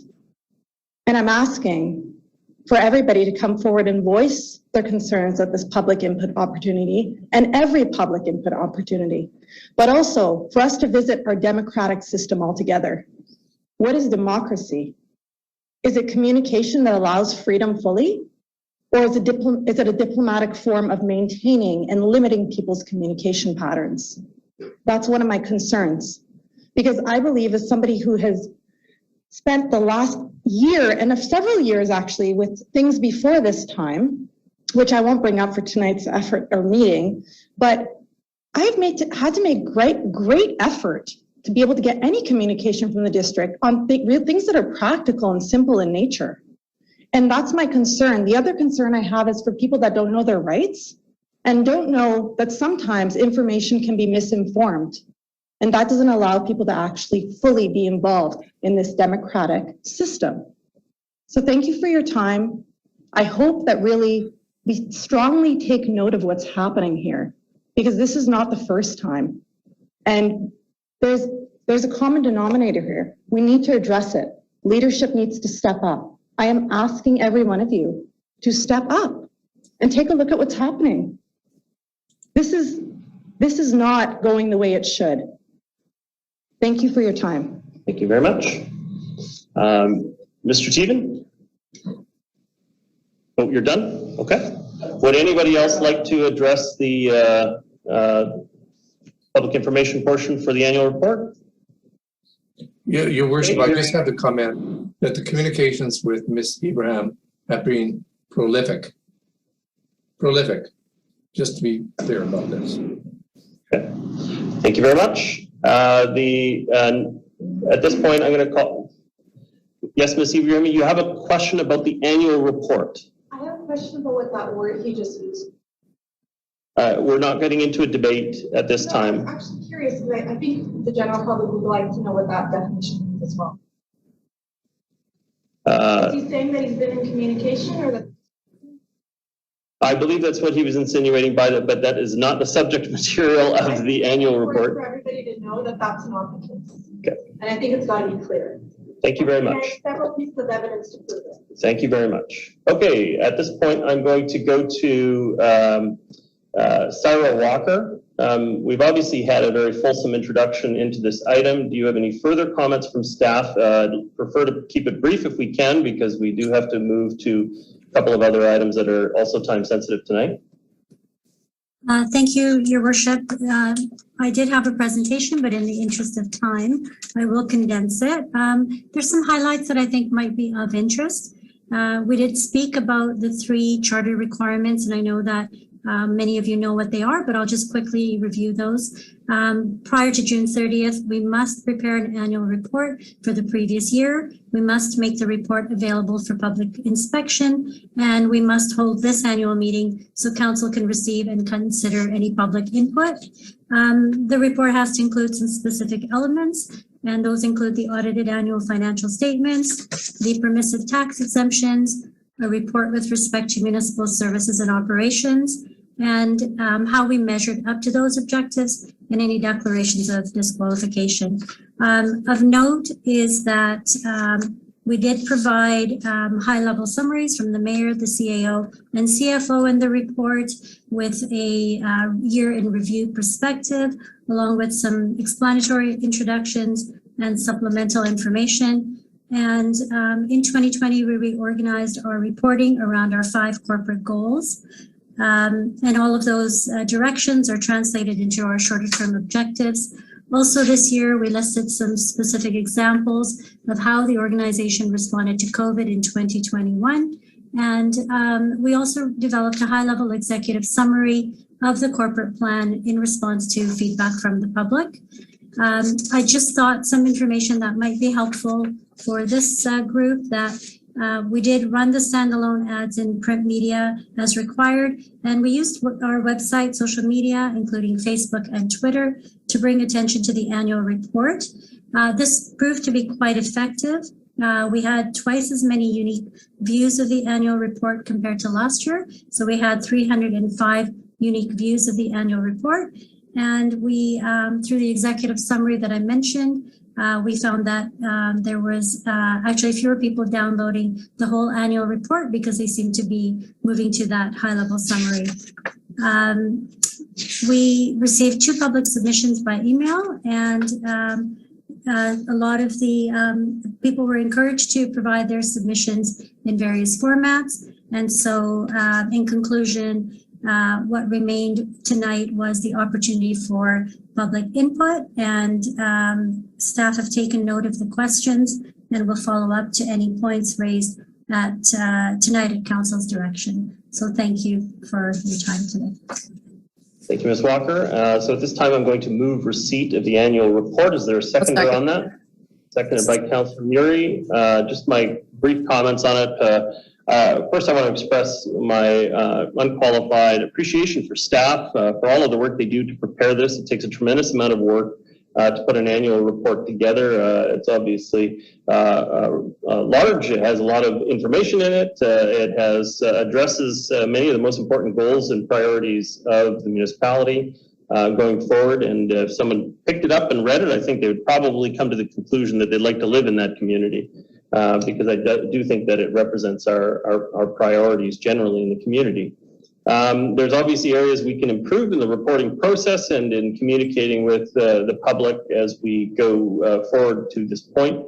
I think probably what would make sense is that next year we come up with some better ways to lead into the annual report meeting.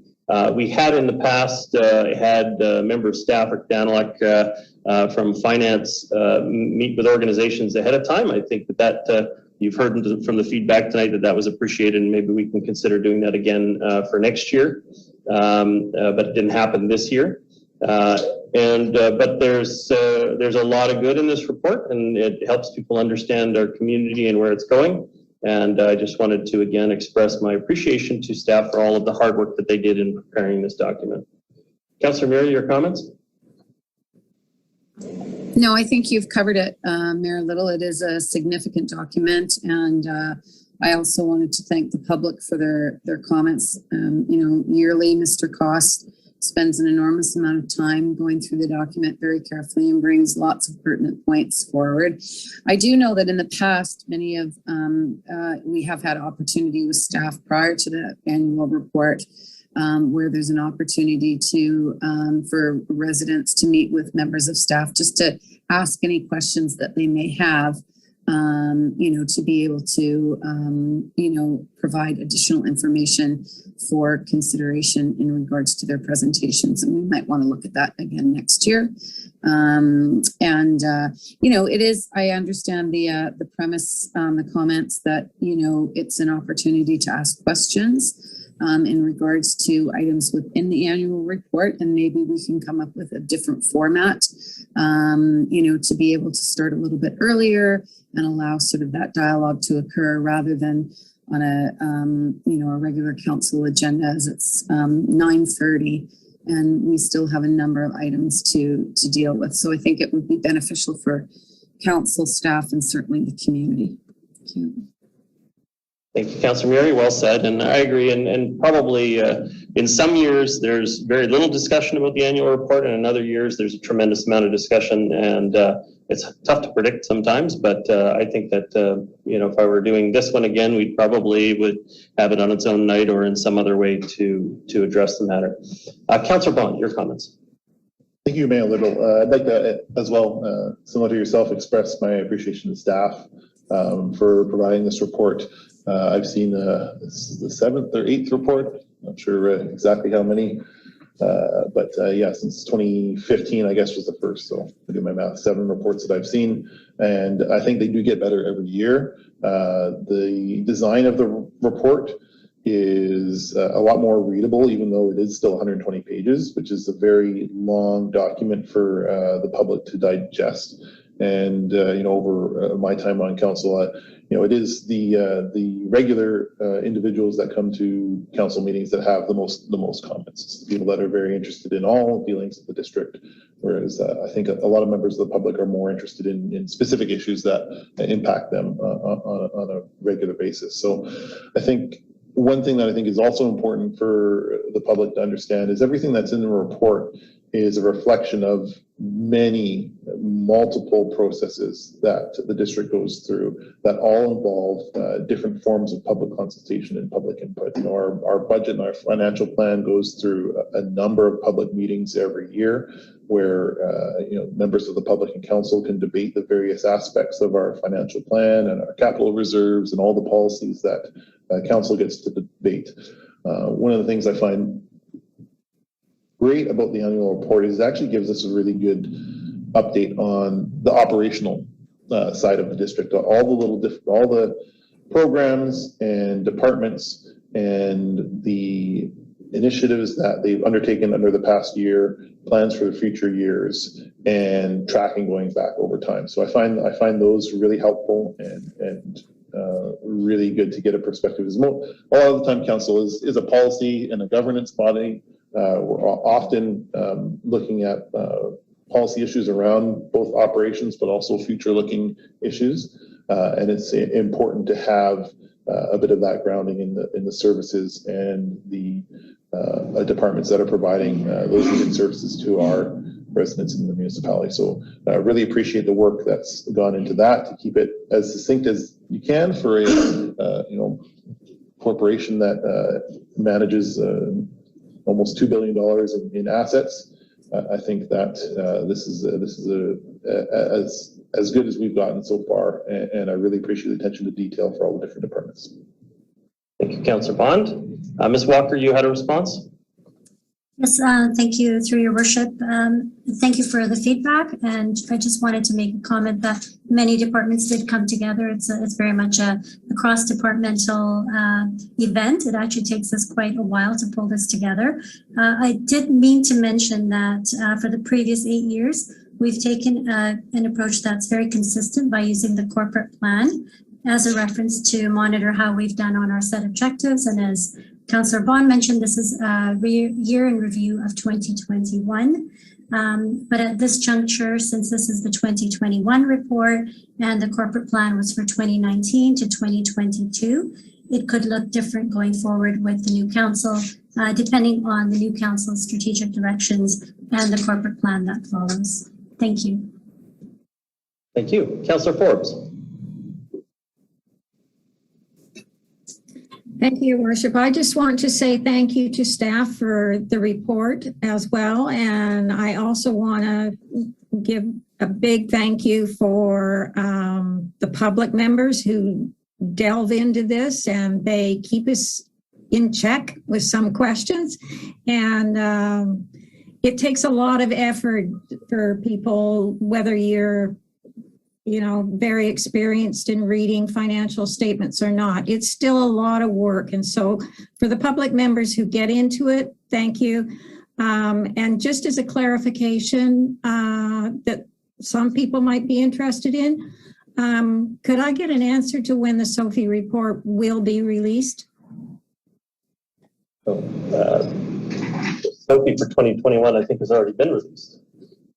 Hang on. I know that Metro released theirs, and I know that TransLink released theirs because I was part of the finance committees for both of those organizations. So we've already released ours. Yeah, I think last week or the week before. Yeah, okay. Thank you. We did release it, but it wasn't done obviously at the same night. Although many of those financial accounting measures are considered in the annual report as well. Mr. Wardell. Through your worship, the statutory filing reports are due with the provincial government on May 14th, and they've all been filed. Oh my gosh, I guess I've been busy and I didn't notice. Sorry. I would just like to also just say that I think that we should consider doing dedicated night for the annual general report going forward. And if we only have a few speakers, it'll be a shorter night, maybe. But I do think it's a bit taxing to do this on the same night that we have a regular agenda going. So I'd also agree that I think we should have either a special council meeting or a dedicated council meeting. Thank you. Thank you very much. Yes, so we'll call the question on the motion. All those in favor? Contrary minded, motion carries. Again, thank you very much to staff for all your work in carrying this forward. I know that it is based on the annual plan that won the Government Finance Officers of America Award a few years ago, but you do a fine job of keeping it up to date and adjusting it. Thank you very much. The next item up for discussion. So if you weren't here at the beginning of the meeting, we did have a consent agenda that passed 8.2, 8.3, and 8.4. And so up for consideration at this time is item 8.5.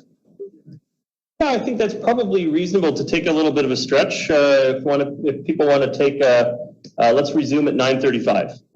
We're going to have a bit of a stretch, resume at 9:35.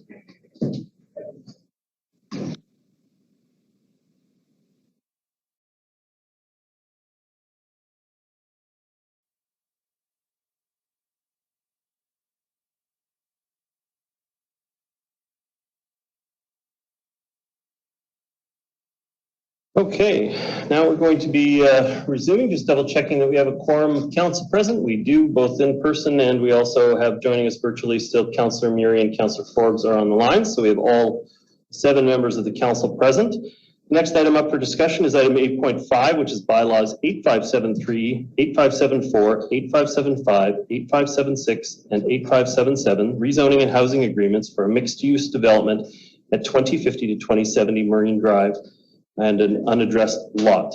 I'm going to go to staff for their comments. This matter is returning from public hearing. We obviously can't receive new information, but did you have any comments, Mr. Milburn? No additional comments, Your Worship. Simply the matter is returning from public hearing, and staff are available. But of course, given that it's a public hearing, no new information will be introduced. Thank you. Okay. So I will be moving the staff recommendation, which is that these matters be given second and third readings and proceed. Is there a seconder on that matter? Seconded by Councillor Back. Okay, so my own comments on this, you know, I definitely, when we went through first reading, I recognized that the developer in this case had done a number of things to address the comments and concerns raised by council.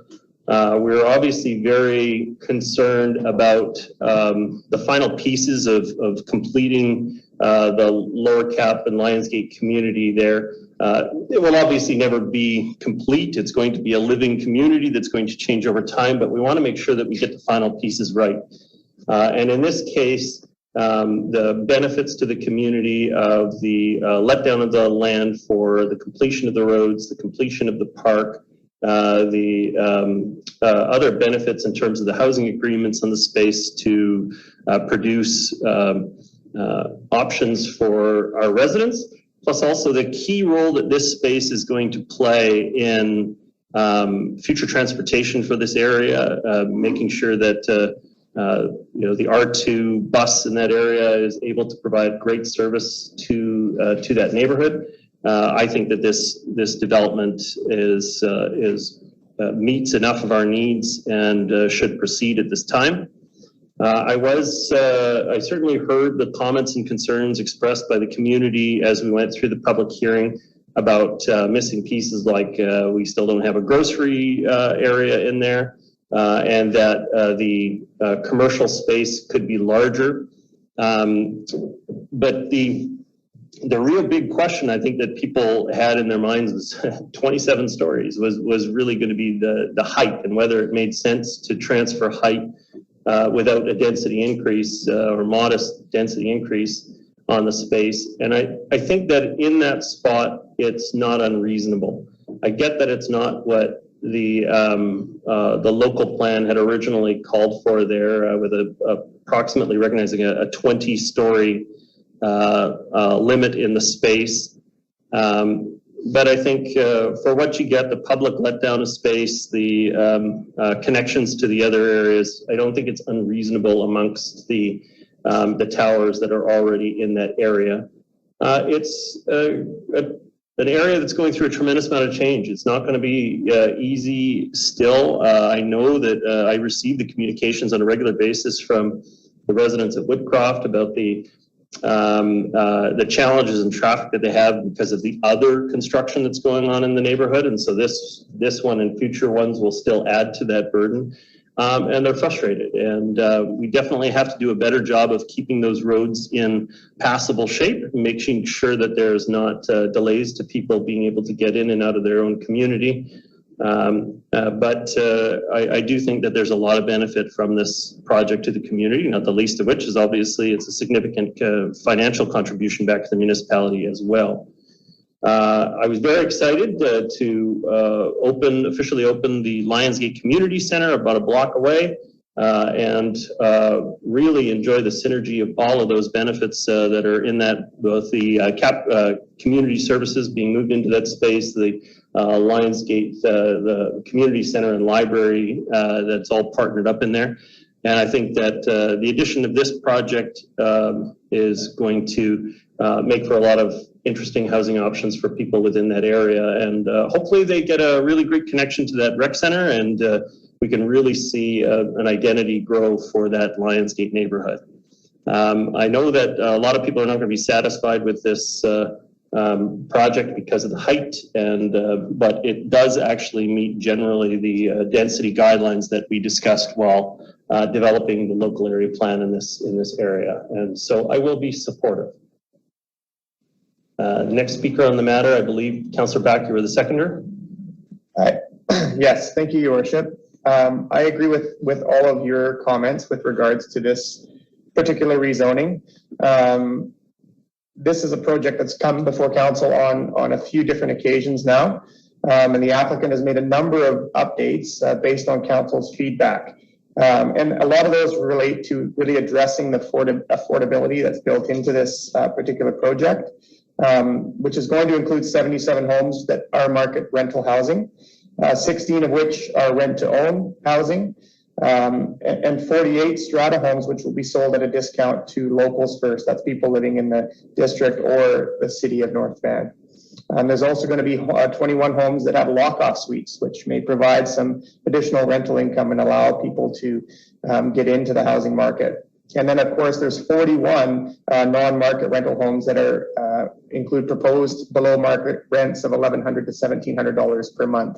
So there really is a lot of diversity in terms of the different housing that's being offered here as part of this project.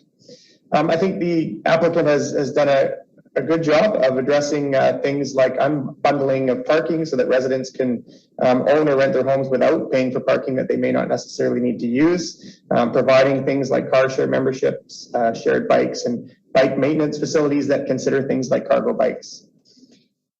I think there's been a number of considerations made to address the impacts of climate change as well through things like the use of sustainable concrete in this construction of these buildings and eliminating the use of fossil fuels for heating, cooling, and cooking. Mayor Little, you commented on just some of the amenities that are seen as missing from the area, things like the grocery store. One of the things that's included in this development is a new cafe, and I think that will help to provide some of the social connection among the new residents that will be moving into this area. So I agree with you, Your Worship. I think this is an important piece of this Lionsgate Town Center as we continue to see it come to life and start to see the sort of vibrancy that's envisioned. You mentioned the Lionsgate Community Center, and I too hope that there's a good, strong connection between these people that are living in these homes and facilities like that one. One thing I wanted to note, because you mentioned that the tower size, and that may be something that's uncomfortable for some residents to accept, 27 floors, 27 stories. And I've started to hear a narrative recently that towers are bad. that concrete does carry a large amount of embodied emissions. And I don't agree that we couldn't add density differently, such as spreading it out and having more low rises throughout the community. But right now, we're only starting to have the conversation about how to introduce gentle density into some of our single family neighborhoods. And so I think as the housing crisis rages on and we're trying to allow people to live and work in our community, we are going to have to, look at towers and buildings of this height in certain areas, which is what our OCP, our official community plan, lays out. So I think this project does check a lot of boxes. I think it will help us get, as I say, closer to completing the Lionsgate Village. It will serve as a nice gateway to the west side of our community as well. So I'm happy to support it tonight. Very much. Next speaker I have is Councillor Hanson. Yes, thank you, Mayor Little and Councillor Back for your comments. However, I will not be supporting this rezoning. I'd like to begin by acknowledging the hard work of the proponent in bringing the matter forward. I acknowledge the efforts that were made by the proponent to modify the proposal to better meet the needs of the community. Acknowledge all the hard work of staff. And I'd also like to acknowledge that our community has a variety of views on this and other developments. There is support as well as opposition to this proposal. My reasons for my opposition are as follows. First and most importantly, this kind of tall 27-story concrete tower development is simply not my vision for North Vancouver District. I believe there are better options.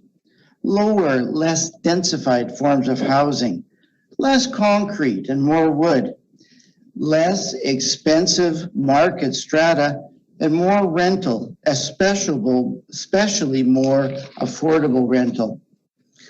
In this project, I'm specifically concerned at the height, 27 stories, when the Lionsgate plan envisioned heights of only 20 stories. This would be the highest building in the area. I'm also concerned at the concrete structure, when I believe concrete towers are contributors to global warming. This council passed a declaration of climate emergency. How can we now, I submit, be putting up 27-story concrete towers given the embedded emissions and the emissions involved in maintenance of these types of structures? I'm also concerned at the parking requirements, 373 stalls.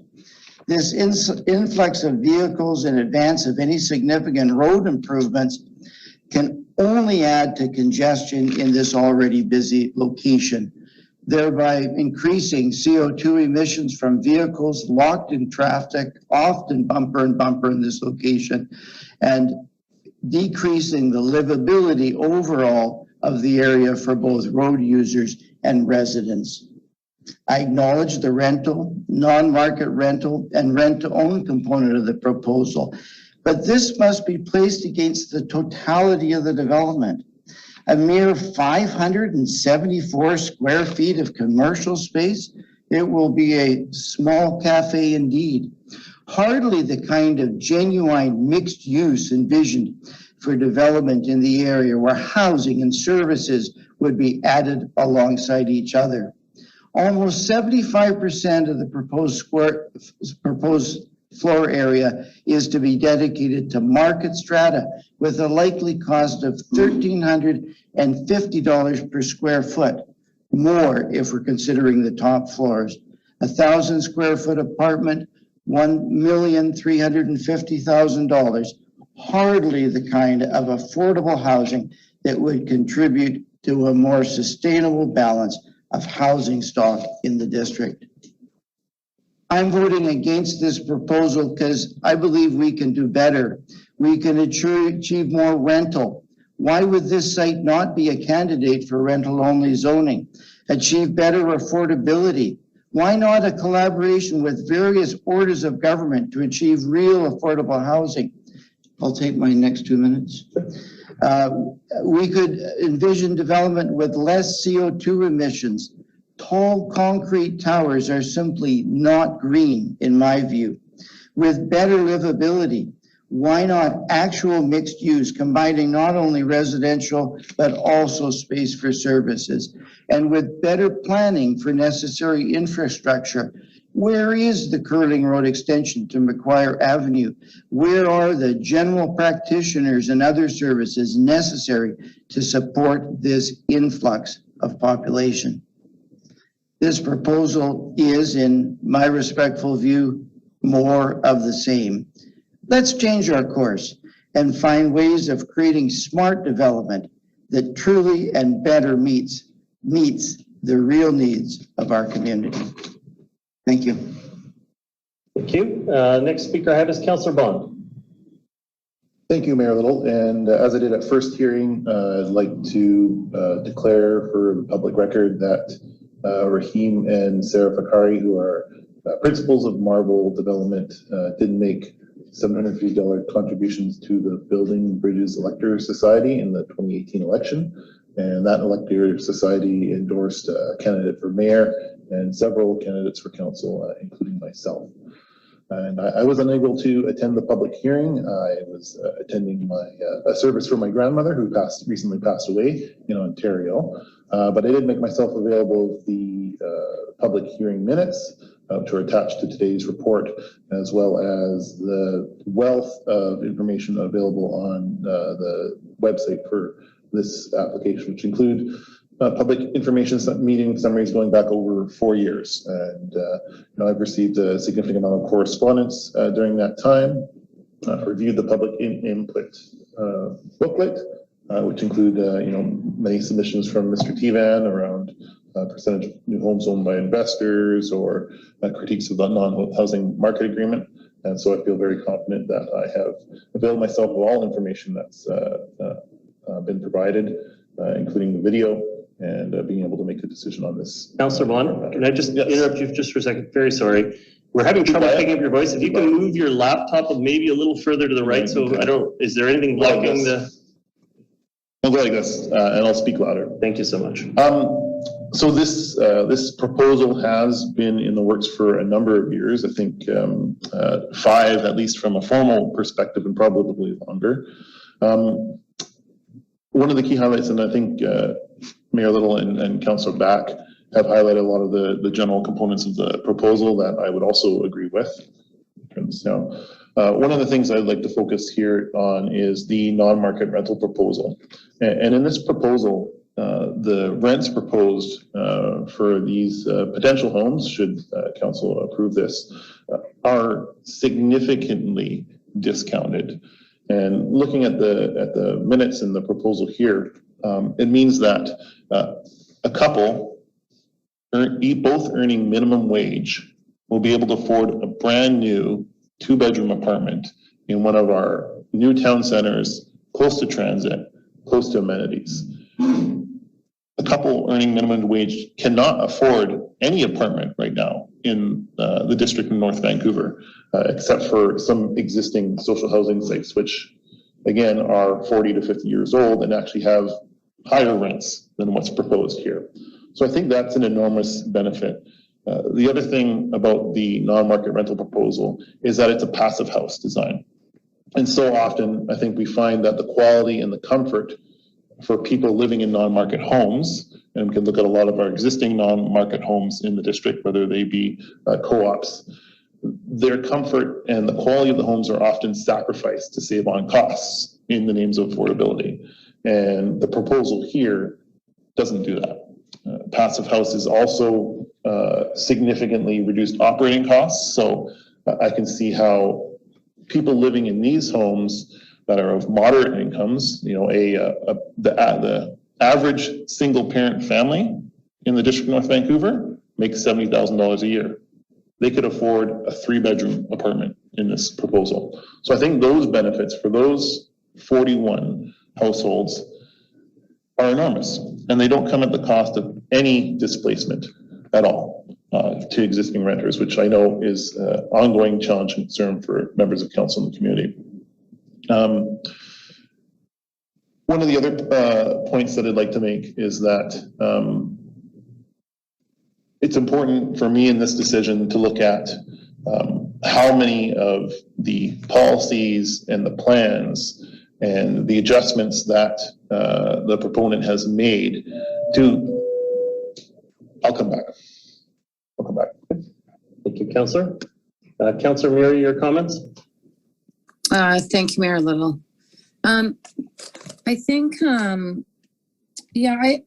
think that it's difficult to talk about a sustainable town center where we have little to no commercial, and we are considering one of the tallest buildings in that town center. And the only service that we are going to get out of this building for the surrounding community, because there is such a lack thereof of foresight in regards to what a sustainable community is about, is a 500 square foot coffee shop. And we're patting ourselves on the back for it. I hear the comments about the passive housing and finally some housing based on income for people that, you know, can't afford to buy market, because this community is by far a significantly dense market community. So I do hear that. But I just don't know how we can reflect on this area as a sustainable town center, which was really the whole goal of our official community plan. It started off with that three-legged stool by Richard Walton. It started off with, wanting to create sustainable communities so people didn't have to rely on their cars. And this is a totally car-dependent community. There's a lot of seniors that live in this area right now. And certainly the prices of these market units are going to dictate a significant income. And there is no even small grocery store anywhere near this area. And there's no guarantee that there will ever be a grocery store in this area. We talk about what the OCP says. The OCP said to protect existing rental, and it also said to protect light industrial, and we've done neither. What we have done is build a lot of towers and displace a lot of people over the years. And, it's been a battle.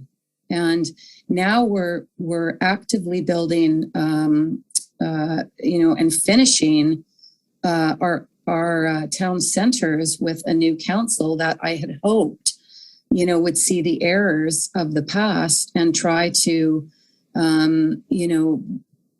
deal with them. And we still haven't. Have we put in more rental housing? Yes.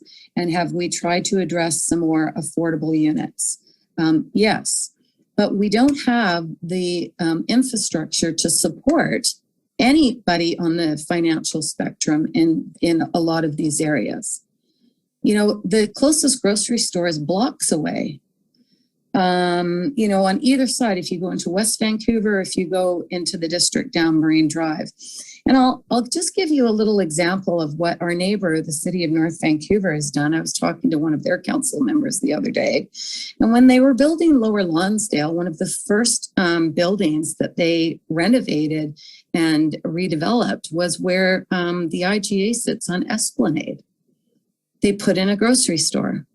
On Marine Drive, they've got two grocery stores in the city of North Vancouver. They've got Save On and they've got a Thrifties in the same mall. And they will begin to look at redevelopment at the Garden Works site. They're going to look at redevelopment at Sears, Capilano Mall. And the infrastructure needed to support the people that are moving into those areas will already exist. And we just don't do that. And I don't get it. I mean, we've been talking about this for years. You know, Mayor Little, you and I go back a number of years, and we always heard from the residents in the community, put the infrastructure in first. But we're still not doing it decades later. We still want the developers to pay for it. We still hope that they'll come forward with something on the table that will resemble the kind of infrastructure that we need. We don't want a front-end infrastructure for some reason. We want the development community to pay for it. It's really disappointing that these areas are almost built out. They are not by any means complete or finished. We have yet to see or feel what the build out is going to be like. And many of them are going to still require a car to get around because of the lack of services and commercial. Marine Drive is a great example in the district that when we blanket zoned it, we thought one thing was going to happen and it didn't. And then we never did anything to correct it.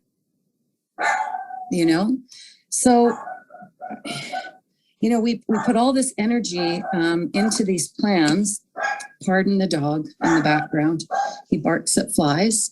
We put all this energy into these plans, and yet I don't think we come out with communities that were the intention of what the OCP talked about.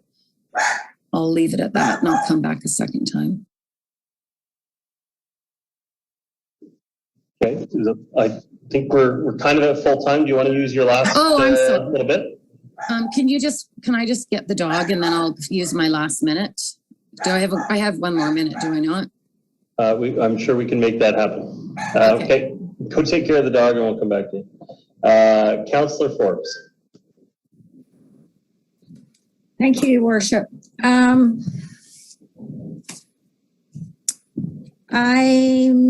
just going to repeat some of the things that I have already said and some of the things that I've heard other people say. These rental rates that they've given us for a studio, if they stick to their proposed rent, would be $1,100. And I want to emphasize that that's at 2020, based on 2021 and a proposed rent. So by the time this building is completed, I would suspect prices will go up, and that will mean that these rents will change as well. Out of the 41 non-market units that they're building, there's 8 studios, 8 one-bedrooms, 21 two-bedrooms, 4 3-bedrooms.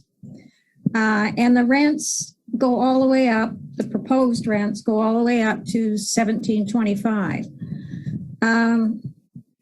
I have a problem with this large a development being built, and we only have 41 non-market rental units in it. And I suspect they're going to be more expensive than what's stated in this proposal right now. Another concern of mine is that West Vancouver owned property that is still to be developed on the west side of the Capilano River is still to be built. And all of that traffic from what has been built by the District of North Van, as well as what's coming from West Van, is all going to come out on one road onto Capilano.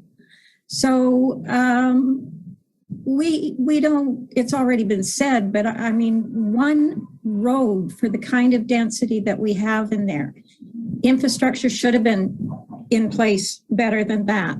I can only imagine those people trying to get out, or those people that are stuck up by Edgemont Village or even further up Capilano trying to get out at traffic times. I just think that the infrastructure has not been put in place for the density that's down there. Town centers are supposed to be complete communities as much as possible. That's what OCP asked for. That's what it said. We don't have a grocery store in there. We don't have relatively no employment in there, so to speak. The commercial space is very, very limited. There's no services in there. And I don't think a 500 square foot coffee shop, which is what the applicant called it, a coffee shop, is a cafe. It's quite different. 500 square feet, by the time you get the equipment in there and everything else, it'll be like a takeout coffee. The other thing that bothers me as well is the uplift that the proponent receives for everything that they're giving us works out to 15 floors of uplift. 15 of those 20 floors is uplift to them. That basically means that's their profit in their pocket. And so we provided density and they got 15 floors for it. I don't think that was an equal value. I'll come back. That's enough that I'm saying there. Thank you. Okay. Councillor Murray, are you back online? Thank you, Mayor Little. So rent to own happens once. Discounted for North Shore First happens once. Neither of those concepts are in perpetuity. And as Councillor Forbes has pointed out and Councillor Hanson, the access to this development is significantly challenging. In fact, the entire road circulation is challenging. The current residents in the new units are already feeling that, and we heard comment at the public hearing in that regard. But I think we are naive in thinking that this problem with our road circulation is going to be complete anytime soon, because I think there's a very real possibility that this property will sit for years. We have a property down on Dollarton Highway that was rezoned close to 10 years ago, and it has just been passed on to a local developer for construction. It was rezoned twice. This property in the current situation that the world is sitting in, and certainly the economy, probable recession, and the level of inflation, this property could indeed sit for many, many years and nothing could happen. And we will once again put up our hands in favor, and we will lose opportunities for improvement for Lionsgate community. Thank you, Councillor. Councillor Curran.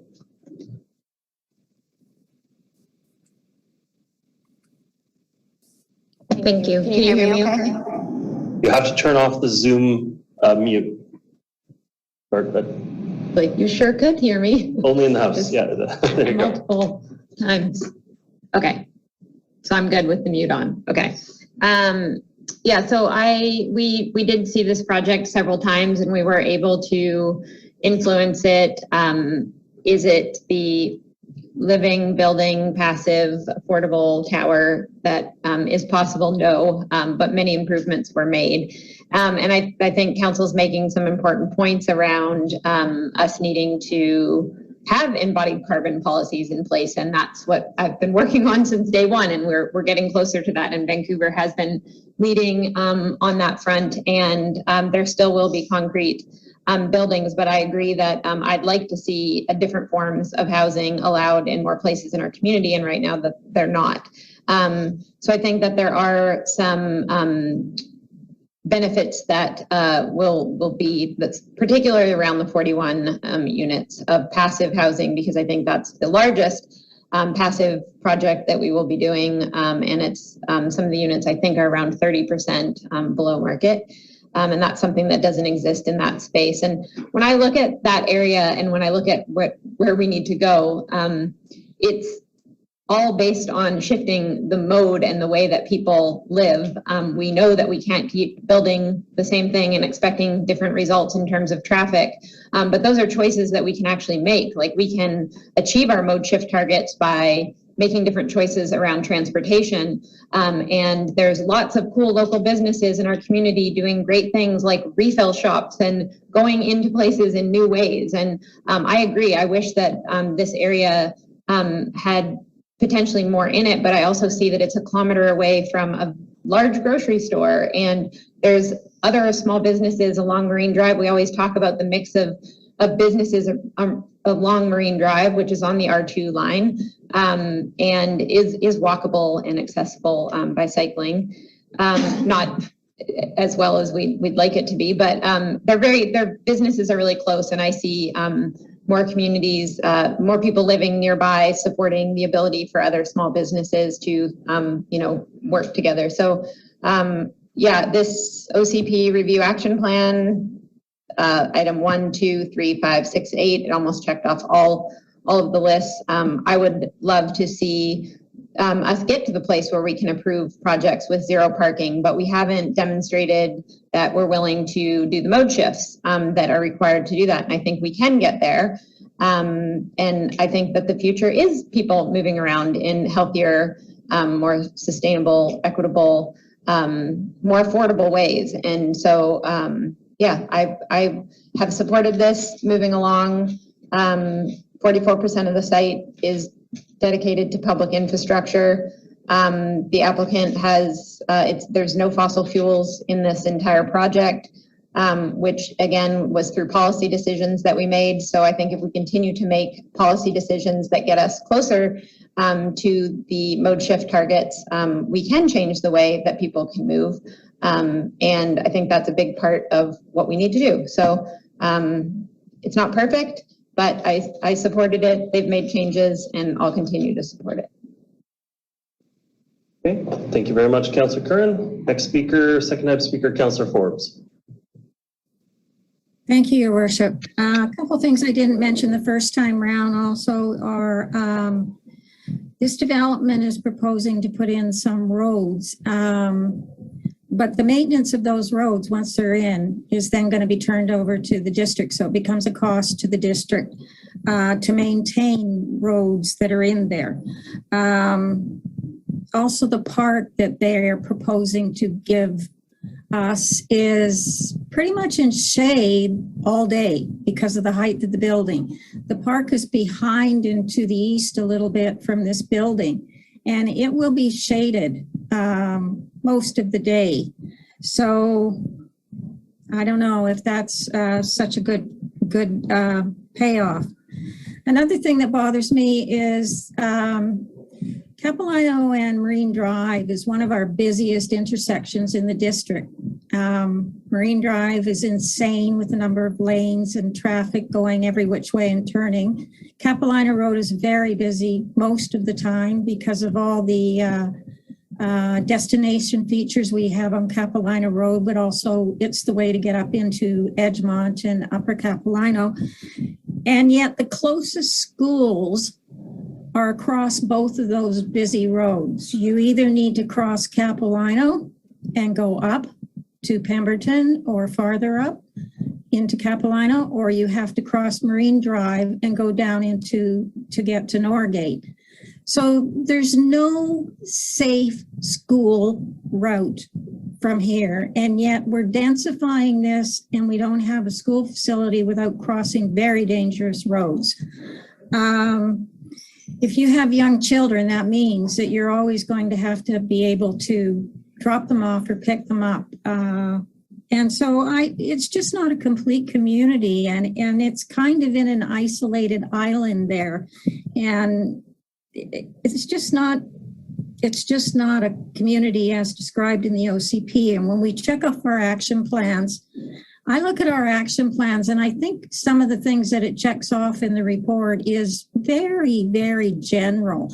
Councillor, if you could draw to a close your overtime. Okay, I was just going to say, I think we also owe a fiduciary duty to the residents of the District of North Vancouver to make good decisions.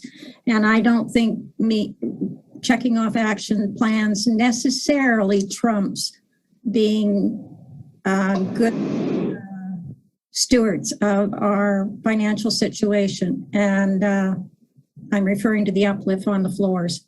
Thank you. Thank you. Councillor Bond. Thank you, Mayor Little. Two comments. I agree with Councillor Hanson that we do need to address the number of vehicles in our municipality. The majority of that is us.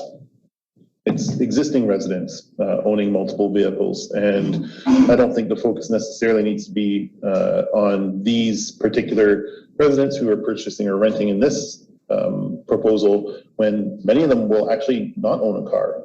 Most will own only one. And so I think, our focus on transportation demand management needs to shift instead of towards people that live here already and drive. And the concept of complete communities, it's now being called 15-minute neighborhoods. It's a 10-minute walk from this site to one of the largest shopping centers in Metro Vancouver, Park Royal. It's a 10-minute walk from this site to Save-On. It's less of a walk if you're going to Sungiven or Bulk Barn or Carouche Market. It's a 1 or 2 stops on the bus. This is a complete neighborhood when it comes to shopping. So I think that's important to note. The other thing I'd like to say, I can't see my time, 50 seconds. Not every proposal can do everything. And I've had that conversation here before council. This proposal dedicates over 40% of the land to the district through roads and a park. It's following all of the policies that the district has passed, that council has passed in terms of our OCP. It's aligned with that. It's aligned with our most recent OCP review, the affordable housing program. And, the analogy came to mind that it's like, us sitting out these proposals is like a kid asking Santa Claus for a pony. And when Santa shows up in person with the pony, the kid refuses and hands it back to Santa and says, actually, no, I want 2 ponies. So I think there's an issue of following through on approved policies. And this proposal does do that. And the applicant has adjusted it to meet council's changing priorities. Thank you, Councillor Pond. I had a lot of similar comments to that last bit, not the pony example, but the transportation and services that are in the area. I mean, the people that move into this place, I've got to tell you, you're going to have to be pretty transit savvy. It's going to be hard to operate a car, and you're going to have to pay extra to get a car in this space. But the R2 bus is less than a block away, and it is one stop to Save-On Foods, one of our large format grocery stores. And you walk to the end of the block from this building, and you have the Capilano Market. Then I think, as Councillor Bond mentioned, beyond that, Koresh, I think there's still the Soul Market, Sungiven Foods. There are lots of different options within the neighborhood within a short walk. But again, the key thing is that transportation piece. We need to be able to redesign our communities to be transit oriented, and that's what this looks like. We have an R2 stop that is going to be our most frequent service that we have in the community. Within the 10-year vision of the TransLink, they have proposed the upgrade of the R2 route to an even higher level of service. And again, that's going to go right through this corridor. And so it is going to be a transit-oriented space. It's not going to have everything that you need, but it actually does have the key pieces already in place before this is built. And so Councillor Bond, your pony example was good in the sense that we can't get everything we want throughout the community all of the time. And I have been disappointed with some of the developments in that neighborhood and that they didn't contribute back to the community in terms of affordable housing and options. But this one does. And this one supports the services that are there. And this one, I think, will be successful in terms of being transit oriented and allowing people to live without a car wherever possible. So I'm supportive. I see no further speakers on the matter, and I think we've had a good go round. So at this point, I'm going to call the question on the motion. All those in favor? All those opposed? So with it passes with Councillors Hanson, Forbes, and Murray opposed. Thank you very much, Council, and thank you very much to all the members of the public that participated in the public hearing on this project, and to all of the staff who got us to this point. At this point, we now have item 8.6. This is the 2022 general local election update, and our clerk this evening, Genevieve Lance, is going to give us an update. Thank you, through your worship. As the chief election officer, I provided this update on the planning of the 2022 local general election. I'm happy to answer any questions that you may have in the report. It outlines briefly what our awareness campaign is looking for, as well as the introduction of Lionsgate Community Recreation Center and Argyle Secondary School as 2 new voting locations within the district. Thank you very much. Council, are there any questions on the matter? I'm going to move receipt. Is there a seconder? Second by Councillor Back. Just very brief comments. We always want to see more opportunities for people. We can't always drive people to the polls, but as long as we can make it easy and make it so that people have lots of opportunity to participate, then that's our role as far as the municipality is concerned. From that point, it's up to the candidates to get people out to the polls and looking forward to the campaign season this next year. Any other comments from council? I'll call the question on the matter. All those in favor? Contrary minded? Motion carries. Council, noting the time, we are at 10:20. We have 2 items left. One of them, we have somebody who I believe has been here for the whole evening, and you know, I'd feel bad if they didn't get an opportunity to speak to it. So I'm going to ask that we extend the meeting beyond 10:30. Is there a seconder for that? 8.8 and 8.9? Did I miss 8.7? I flipped 8.7. Sorry, you're correct. 3 items: 8.7, 8.8, and 8.9. Mayor Little. Just given the time, I won't be agreeing to extending it past 11. Sorry, can you hear me? I won't be agreeing to extend it past 11. So given that 8.7 needs to refer to a meeting in the future, yes, can we just like defer that one and then go to 8? Well, I think hopefully we can just put it up and down and send it to that next meeting pretty quickly. But I still need a seconder on extending beyond 10:30. Seconded by Councillor Hanson. Call the question. All those in favor? Contrary minded? The meeting is extended. As we go on to item 8.7, again, this one here, where are we here? So this one was added to the meeting at a late stage. It was referred back to Finance and Audit Committee, and so it ended up on the regular council meeting with as an agenda. I don't think that's satisfactory for public disclosure on an issue of great public interest, which would be the remuneration for the next council and councils going forward. And so I will be moving that this item in its totality be moved to a future council meeting. It says in there in July. I've looked over the agenda. Do we have a date specifically in mind? Or I know the 18th meeting in July still has room in it. Is that what we're shooting for? Through your worship, we can put that tentatively on the agenda for July 18th. For July 18th. I'll second. I'll move that. Seconded by Councillor Murray. Any discussion on the matter? Well, no, I just wanted to add, given that it's going to be coming back, if staff could also report back on transition compensation for council consideration as part of that motion and report, and that would be. I believe we can. I just want to check, is Mr. Wardell still on the call there? Do you think we can pull that together within 2 weeks? Through your worship, we will work through our HR department to see what we can do with that. Okay, I don't want it to accidentally cause it to be an addenda the next time it comes up. Yeah, no addenda. So that's why I want it to know that we can get that in early enough so that it comes as a part of the program.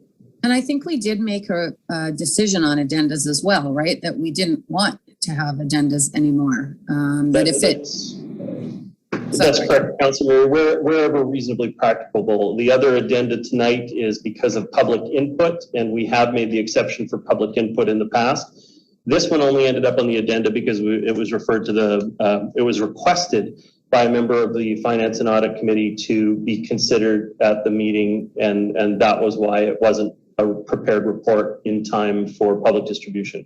We're obviously delaying it now so that the public has an opportunity to consider the matter before it comes back for public consideration. Okay, I'm going to call a question on the matter. All those in favor? Contrary minded? Motion carries. Thank you very much. On to item 8.8 is the North Shore Poverty Reduction Strategy Update Summary of Engagement Activities and Key Themes. And this is a request. The motion is to receive for information. Just want to check in with staff. I believe we have our consultant on the line here. Welcome. If you have some opening comments, they'd be appreciated.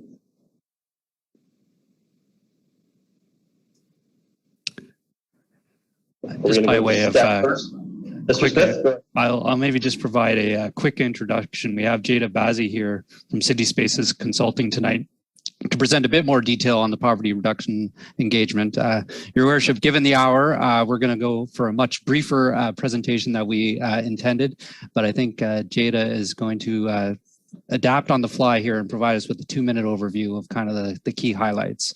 Good idea, and thank you for being so patient. Yes, and Jada and all staff are here to answer any questions that you have afterwards. So with your permission, I will ask Jada to take over. Okay, thank you.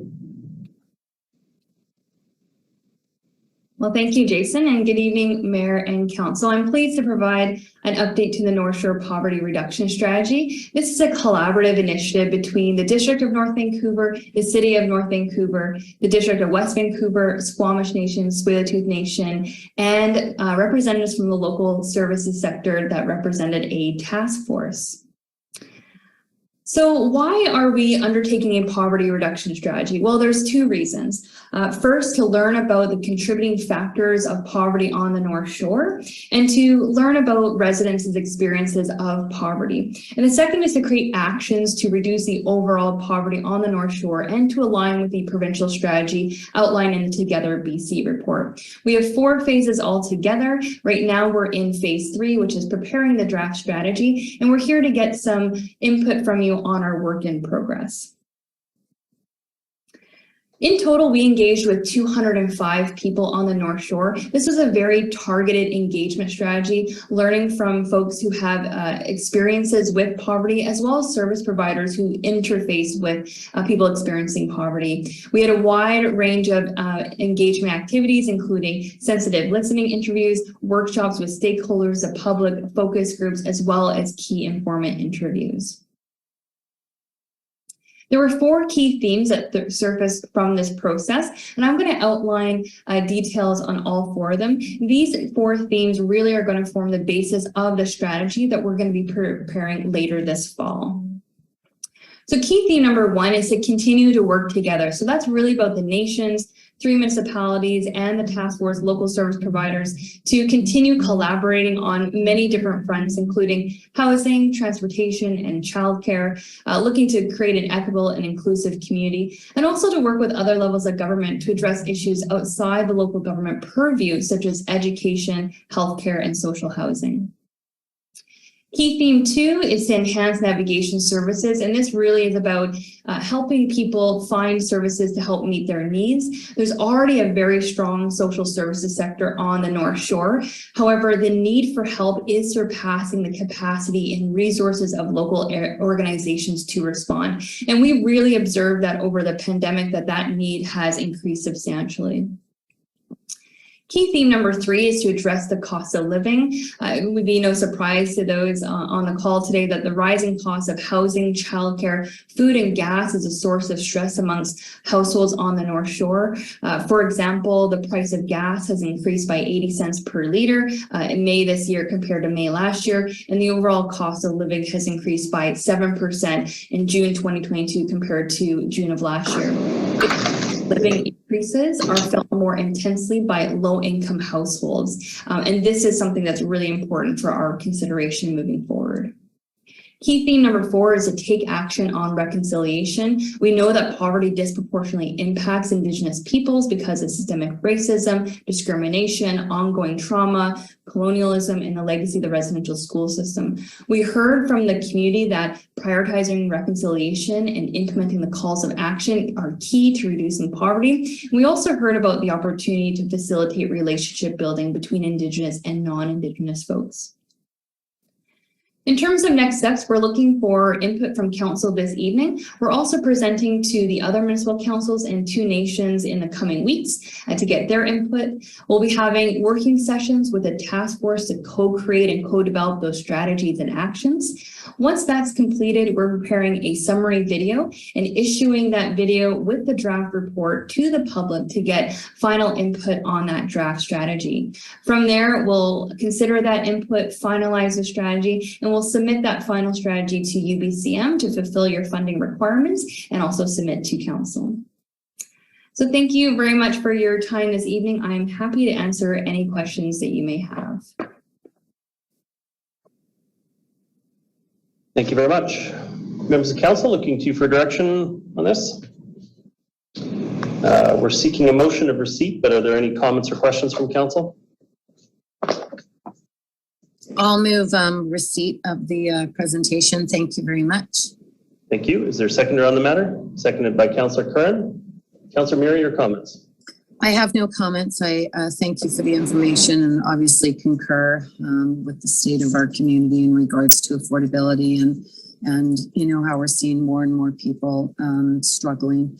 And certainly since the pandemic, the world has changed sadly. And you know, I believe it's going to get unfortunately worse before it gets better. And I appreciate that we are all coming together on this, and that's really what will be the success of supporting those that are most vulnerable.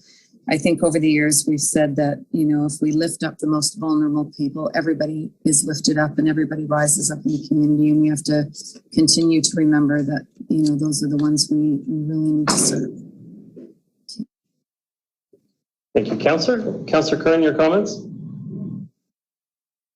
Thank you. I appreciate all this really, really important work and the thoughtful way that it was approached. And I don't want my short comments at 10:31 at night to be an indication yeah, I could talk a lot about this, but I think the way that the work was approached and the stories that were shared definitely hit home, and I think it's something we need to obviously do lots more about, but I appreciate looking sort of at the underlying causes and the close working with Tsleil-Waututh and Squamish Nation, recognizing the disproportionate impact that poverty has on racialized Canadians, Indigenous peoples, women, and really looking at it through those intersections I think is really important. And I agree with Councillor Murray. I do think that these, you know, crises are interconnected and being exacerbated by lots of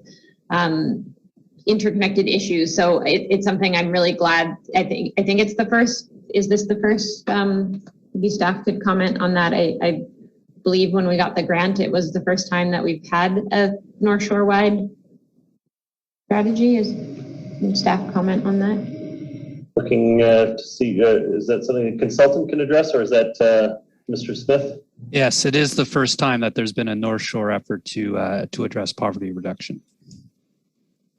And so I see this as an ongoing piece of work. One thing that comes up a lot of times in this work is like changing material outcomes for people. Like, we're not doing this work for us, we're doing this work to change material outcomes for people's lives. And so I think this is a great foundation to build upon, and I'm really happy to see it coming, and it looks like this work will continue. So thanks for everyone that participated in this, and yeah, I look forward to seeing it progress. Okay, thank you very much. Just my own quick comments on this. I get that this planning is at a different level than what I'm talking about, but I do think that our community needs to more seriously address the issue of people who are living in RVs and campers and substandard housing in those ways. I get that they don't have good options in many cases, but also many of the people that are living in those situations in our community have passed up on the housing options that have come forward. And you only have to have a conversation for about 10 minutes with people down on Roosevelt and the areas around McKay Creek to find out, I've been on the street for 10 years, I've been on the street for 14 years. And in those times, they would have been passed up provincial housing. And so, one of the challenges we have is that I don't think we have effective tools to meet the needs of people that are living in those conditions. And I don't think we have effective options for them to get out of those conditions into more secure housing. And I think that they are also the largest growth area of need in our community. And so I know that we're working closely with the West Vancouver and the City of North Vancouver to try to address these issues, but really it's a call on the province. The provincial government needs to give us the tools to be able to address people living in substandard housing like their vehicles. And it's not just simply a cat and mouse game. The City of Vancouver banned overnight RVs and campers. The City of Squamish banned overnight parking on the streets for campers and RVs. And so they've just displaced and pushed it into different areas. And I don't think that that's helping us address the issue. But we definitely need the support of our provincial government to better address secure housing for people in those situations, because the options that we have at our disposal are not meeting their needs. It wasn't the subject of this report, except on the aspect of how it pertains to poverty in our community. But I think that going forward, that's where we need to focus in the next few years. But thank you very much for your work on this project, both the staff and the consultant and the team that worked together. I look forward to working with the neighboring municipalities to address these matters in future. I see no further speakers from council. I'm going to call the question on the motion. All those in favor? Contrary minded? Motion carries. Thank you very much. Council, I'm looking to you for your advice on this last matter. We are at 10:35. We could try to spend 25 minutes here. I have several comments and questions about this proposal, and so, but if there doesn't look like there's much discussion, maybe we can do it in 25 minutes. Councillor Hanson? Your Worship, I think it'd be better to put it to another meeting. We have room. We have time. So on the July 18th meeting, we do have space on that meeting. And so if I prefer to do it where we're not up against the clock, if that's possible. Okay? That would be my preference. So I'm going to table that last matter onto the meeting at that time. Council, thank you very much for your consideration of the items tonight. We do not have time for reports, I'm afraid. We'll have to catch up on that at a future meeting. Once again, thank you to our staff for all the work they did to prepare the reports we had to consider today, and thank you, Council and members of the public, for your participation in tonight's meeting. Have a great week.